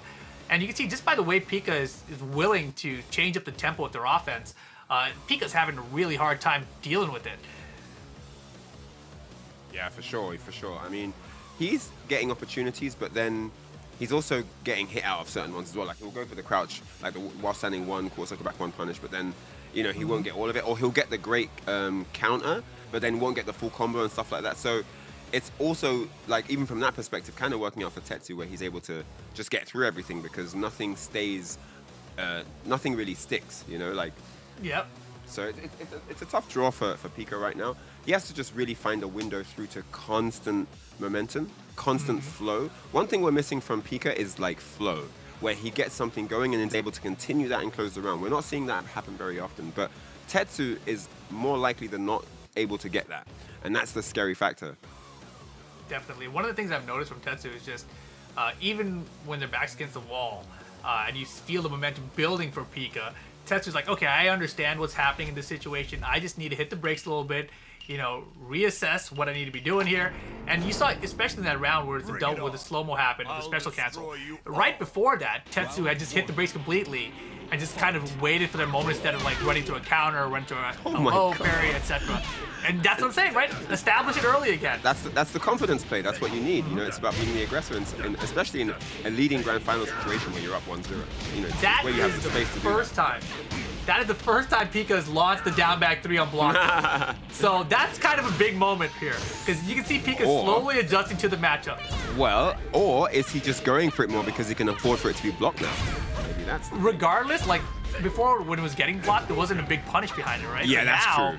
Now there's a big punish behind it. So He's getting used to it now, yeah, for sure. He's like, okay. Oh, another great read there from Tetsu, and look at that solid round once more. Man, This is so so hard to wild. get these first rounds for Pika. yeah, and you don't really, when you see this matchup, you think Geese Howard is going to be the one doing the counters. You don't think of Lydia as a big counter. Yeah, machine, but Lydia's she going to be is. doing all the counters. Oh, great whiff punish there. Balance is good. Off the, what we're going to see here, what's his combo? No. Not good. Oh. That's the short answer. I was looking for a wall-to-wall combo there as well. Yo, you know? that was the perfect starter. I was waiting for it. All right. Okay. Already! He is so ready for that. But Can only continue on hit confirm. Can only continue on hit confirm now. A pixel? Looking for the chip. Look for a Yep. low parry as well. Nice. Manages to fish out the rage drive, blocks it nicely. They Gets both around. went for a low parry at the end there too. Like that's what the little stag we both saw him duck for a second. Like okay. The low stare down? Yeah. All right, here we go. He's not going to mess up this time. Nope. We got it this time. Hey. Second wall broken. Oh, he had it. That was a back 3-2 there. That would have been beautiful. Oh, man. Had the meter as well. Okay. Tetsu trying to step away from this wall. Doesn't want to be about to broken, but the back There we 3-2 go, the finds confirm. Mark. Pika looking much better this game. Stand up. That's enough this time. The No chunk. pixel left over. Yep. No scaling, no pixel. 1 round away from tying it up here, Pika. Looking There much you more go. comfortable. This is what we said about him not being too passive and allowing Tetsu to do everything he wants to do. No, definitely. It's much more of a Geese Howard flow right now. Nice duck and high, no loss. That time power crush is not going to work out. Now. And the duck. Yeah, Tetsu is really good at this matchup. Yeah, he is. So ready. The low! Stand up, What? 1 more hit. Double rage. Rage drive coming from Lydia Pants. No, doesn't need even it. need it. Doesn't need it. Seals the deal. 2 rounds each. This is a big moment here. You got to get this one, Pika. Political storm, finally. We haven't seen it this set. Duck the high, but only got a jab punish. Nice step Oh hop my kick. gosh. Yo, Tetsu. The counter to close it out. And even that split-second freeze frame where the counter starts, I always think it's Geese doing it because I'm so used to that being on Geese's side. It's like, huh? Oh, Geese is getting murked? What's going on? What's that? What? Why is Geese on the floor? Yeah, nah, crazy reads from Tetsu, man. He's always on point. Like, I think he's like almost 100% accurate with those, you know? So, yeah, really, really sick. Great read. He's just got a good read on what Pika wants to do. Or maybe he's forcing into needing certain things that he's predicting, you know? Also that, too. I mean, we saw this, right? This was the big moment. Down by 3 twice at the very beginning of the second game here. And Pika finally blocked one and got a full launch combo off it, got a wall break out of it. Yeah, that's fantastic, right? But you saw the rest of that game, Tetsu never did down by 3s again. The mind game with the offense here is crazy. Yeah, he didn't need them after that. He'd set what he wanted up, and that was it. He just used that to do all the other stuff that he had planned. Man, I got to play my Leroy like this. You know, like, It's not a bad strategy. It's not a bad strategy. Yeah, that's pretty good. Just keep rinsing house sweep till they block it, and just only use mids. For the whole That's set. all it is. You only need it right? twice in the beginning. That's it. Oh, man. But Pika, though, looking a lot more confident. It's a shame that it ended like that because I feel like that game was closer than it would look in a final scoreline. Definitely. You know what I mean? Like, okay, the final round wasn't close, but like before that, it was definitely looking like it was going to be Pika's game. And the countering. Look, I want to see it one more time So anyway. sick. You know? Whatever that really setup is he's doing, it's working, right? Because I think I'm falling for it too. Because every time he catches me by surprise, like, oh, it's the counter again. You know, I would have definitely been hitting a jab right there too. Right with you, Pika. But right now, you know, 1 game away, and Tetsu's going to win this whole tournament here, walk away with that PlayStation 5 plus the big 1,000. So we'll see if Pika can stop it. Needs 3 games straight just to get a reset. Crazy, crazy stuff, man. And if you guys want to be involved in any of these awesome tournaments, remember, run over to compete.playstation.com for all the really, really cool stuff that's happening in the Dojo Fighting Fest, man. I can't wait to see this potential final game. I'm hoping it's not because I want to see more GGs right here. That's what I'm talking Let's about. go, I want to see Pika. more of it, please. Let's go, Pika. Unbiased commentary. Let's go. Unbiased, super unbiased. Let's go, Pika. Do it for Belgium. Let's go. 1-1-2. Place man at the wall. Oh, 1 core circle back 1. Slaps him up. What? Pika is really good. No! I'm lining you up, Pika. Come on. I'm lining you up with these compliments. Down forward one, so just missed the down forward with the button that time. I was gonna say that Pika is really good at keeping you at the wall. Like even when you try sidestep reposition, he's with you, innit? Keeps you there. Look. Yep. I mean, literally, Tetsu's back's been hugging the wall the whole round till now. Like that's been the whole round, isn't it? So yeah, he's really good at that. But Tetsu's also so patient with it, right? Like never really overcommit to try forcing the way out of the wall. Just like I'll just slowly inch away. You can't give Tetsu those opportunities, man. You Look at can't this not comeback. punish. The while standing one was free. The down forward one was no. Oh, that's it. Straight in the rage art. Yep. The down forward should be one, enough. crouch punish would have been the round, innit? But what can I say? Yeah, it's something we hadn't seen yet. Just raw into stance mix-up from Tetsu, and just with the rage there, recognize that if it got to mid, was going to get the rage art and be able to kill with it. So smart stuff. All right, so first round goes to there's the punish. That's what we Yes. needed the last round. All right, Pika though. Nice chunk of damage here. Double rip puking at the wall. Oh, Bounce. thought it was dice at 3. Tried to duck. Caught Tetsu. Don't pretty tech roll nicely here. there. Oh man. Dude, where are we going? Trying to fight the statue? What's going on? His outer range, blue stuff spent, no rage left. Nice block. Okay, Great. okay. And he's getting a better read on the low block, so we've seen a few of those blocked in just these 2 rounds. He's going to get hop kick soon. And the gonna mids are happen. coming. The mids are coming. Man, you saw Tetsu just running and ducking his face. That was for probably a low parry, right? Look for a down four or something. Look at that. Wall bounce from downtown. And lots of wall bounce hitting so far in this game. Wow. Lined him up for that nicely. Yeah, forcing Pika to have to go for the mid option here, which is much more Pika tried to jump out the stage. Get away from me. He said, get me out of here. Get me out of here. Well, you're about to be Tetsu on tournament point. Oh, this is it, man. All to play for right now. Pressure could not be higher here for Pika. Can still do it. He's got 2 meters at his disposal. The mix is good. Nice block from Pika, but look at the hop Tetsu. kick for the whip punish. Flawless gameplay here from Tetsu, looking absolutely unstoppable. Wait, don't wait tell just me. a moment. Wait a second. Is he lining up the clip of Bounce the night? combo. Combo Wall video of the break. night? Screw attack. Life. Not the other wall though. Okay, 50-50 time. That would have been so Gonna do good. it for Tetsu. The counter One not more- happening. So what Pressure. you can... Oh, got him! No! They got him! Don't tell me he came back from that! There's All no the way way. he came back from that. I can't believe it. The full bar comeback. He was on death's door with nothing but a pixel and a prayer, and he came back from that, and he's still in this, guys. He's still in Still it. in But it. can he get the game? Can he get the game? Give me this Oh my throw. God. 1+2. Another throw. The mixes. Yo, you don't know how to break throws? Did we find the weakness? And Tetsu now finds himself under a bit of pressure here. He does not want to let this door to opportunity open for Pika. Good defense. What a back Oh, he gets 3-2. it! The back 3-2 spends the bar happily. This is and not there's the gonna screw kill. attack. He needs one more though. Needs one more here, and what a sick whiff punish. Runs in for the bait, stops short of the rage drive, perfectly placed Repuken, and he takes the game. What a game for Pika, and what a confidence boost and perhaps momentum shift. Dude, that was wild. Wild. What a crazy turn. And, you know, it looked like Tetsu had total control, was feeling so confident, got the break. I mean, you saw the life bar lead. I mean, at this point, you're really going to be testing Tetsu's confidence levels because that was a little heartbreaking, I feel like. And this was so clean, too. But this has happened before, right? This is the exact similar scenario, I should say, from their encounter in the upper bracket finals. Right? I don't know. Pika actually got a game in.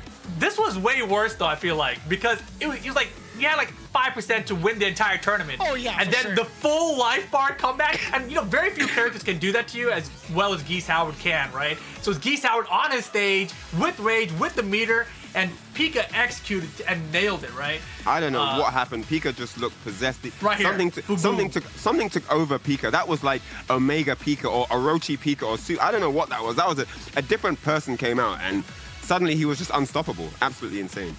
And that was so good too, right? Like ran up after the Yoki, after the combo, was like, stop it right here. You're gonna do a get up kick. You're gonna do something. Spent the rage drive, whiff right in front of him. Repuken, easy finish. Man, that was clean. So sick. So Very good to sick. see. Yeah, you're starting to see kind of like the puzzle pieces being put together for Pika. But the biggest hurdle is having to go through a full reset now, right? Now that you have the momentum on your side, getting some wind underneath your sails, what do you do against someone who's been pretty much dominating the entire tournament? Like, how do you keep this momentum up? Well, the difficulty now is he has so much work to do because he spent a lot of mental damage, mental health there. you have your physical health on the game, and you have your mental health bar that you're balancing in your mind. And sometimes these big comebacks, they look fancy on camera, but they take a lot of your mental ability inside. And sometimes you lose, not because you don't know what to do, but you just simply have nothing left in the capacity. You're just So tired, yeah. the question is how much did that take out of Pika, and can he still roll with the punches here? 2-1 down.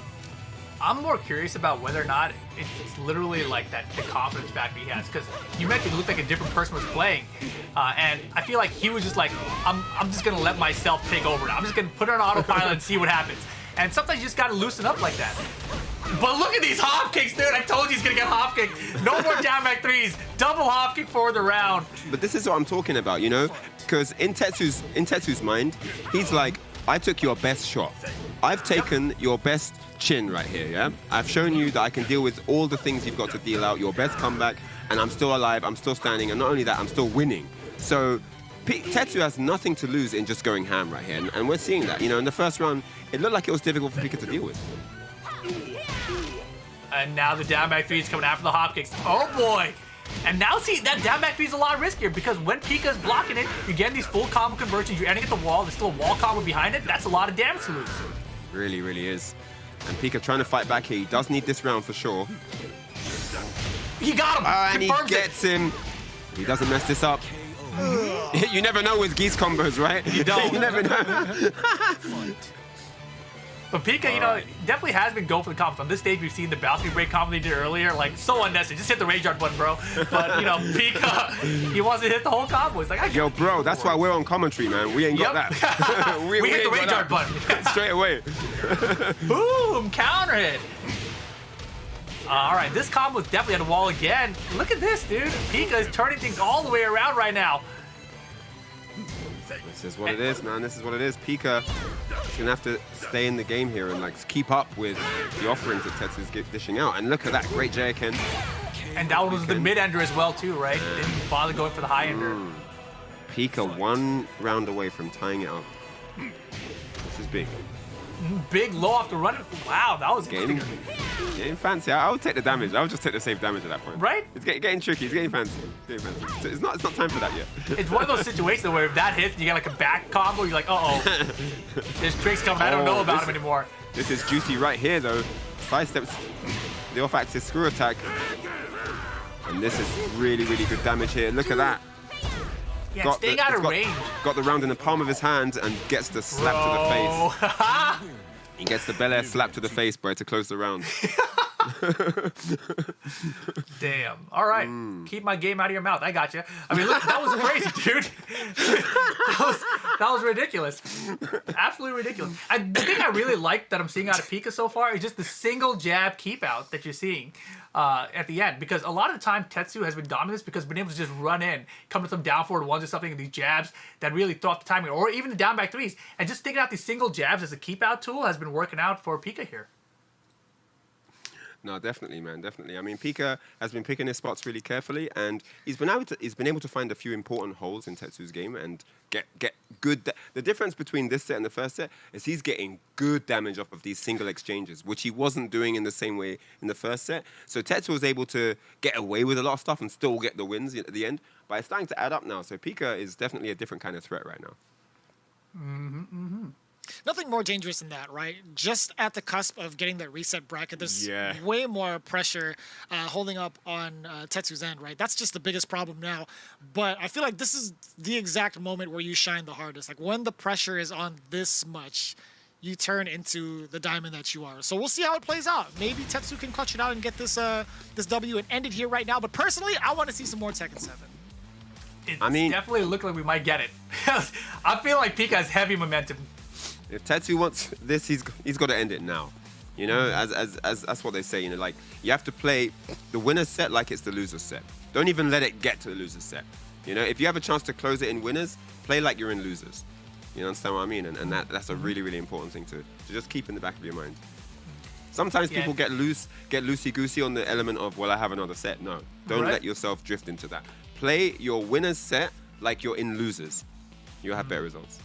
That's a great piece of advice there.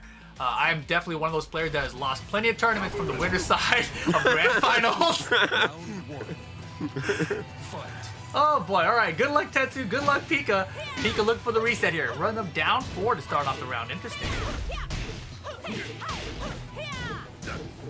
Man, the pressure this time coming out of Tetsu. And you know, Pika, we mentioned it, just hasn't been able to establish his own offense. That time, man, the counters and throws have not been working out for him. Wow. Like, I think he's probably like a 20% hit rate or something on the counters. 1-1-2. Out of range, no clean hit. Okay, Tetsu, 2 more rounds. It's great. Yeah, I mean, he didn't really let Pika do much in terms of big damage. And there's that jab. Keep out again. It's working pretty well. Bounds is good. Doesn't get the jump in though. Could have had a lot more damage. Opting for that safe low go to Uh-oh, again, 3 in a row? twice in a row.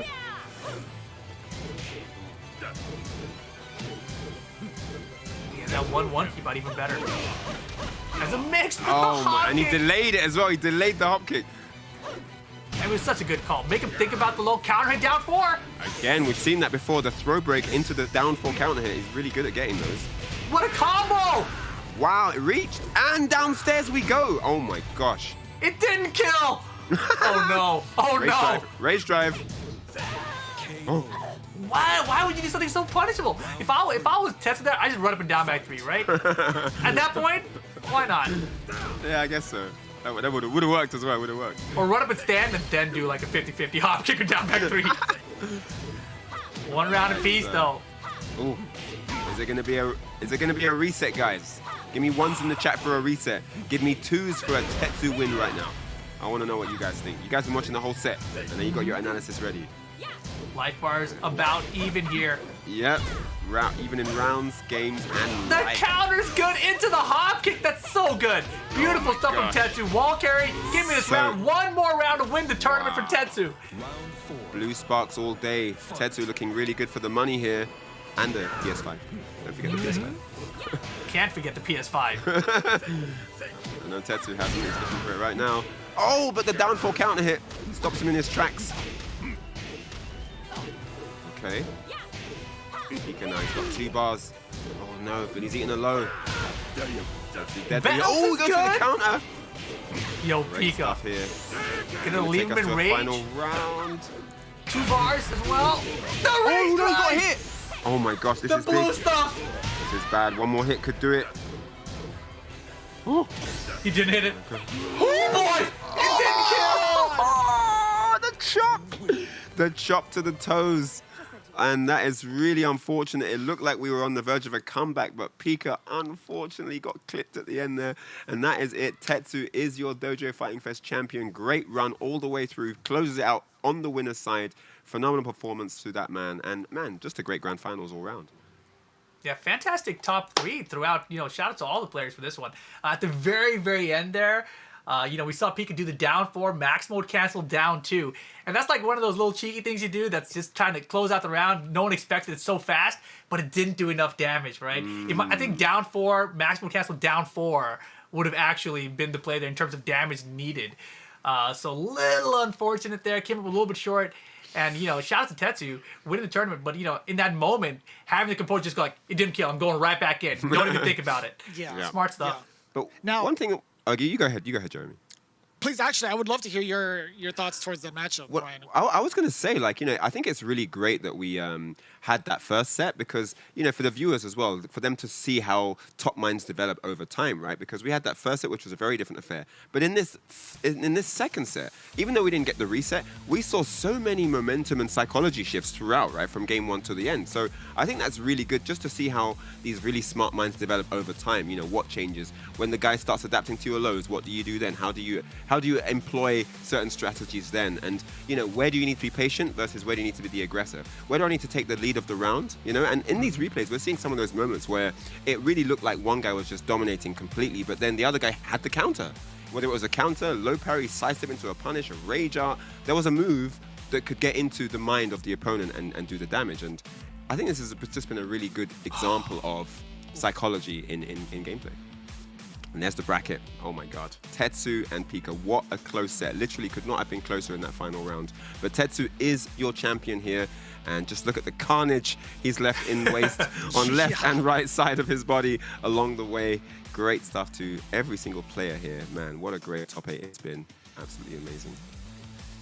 Now, my main question overall was with the performance that Pika had, right? Pretty much non-stop games throughout the entire stream. If there was one thing, I mean, there's also like a handful of things that you really talk about in terms of adaptation and things you could be doing differently. If there was one thing you could point out in that grand final set from his performance, what do you think stands out to you the most in terms of what Pika could have done differently in that grand finals? Let's start with Rip.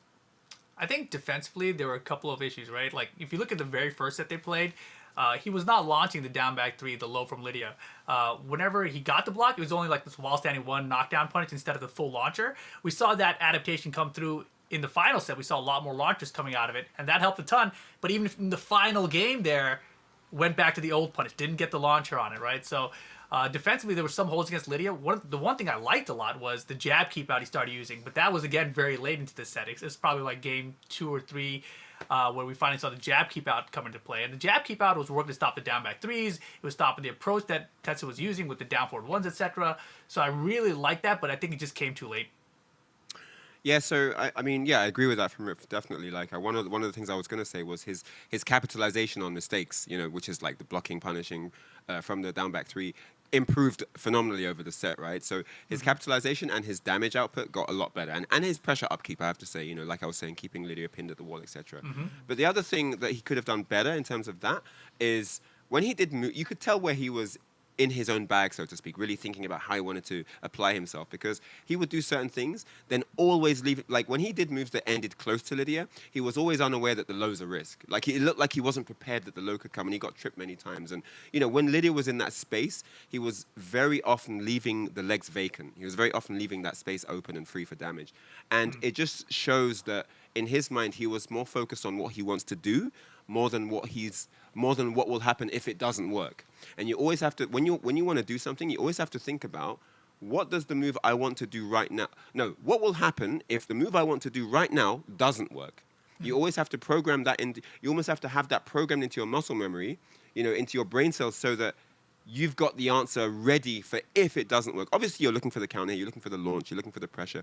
But if that fails, do you have an answer? Do you have a contingency for that situation?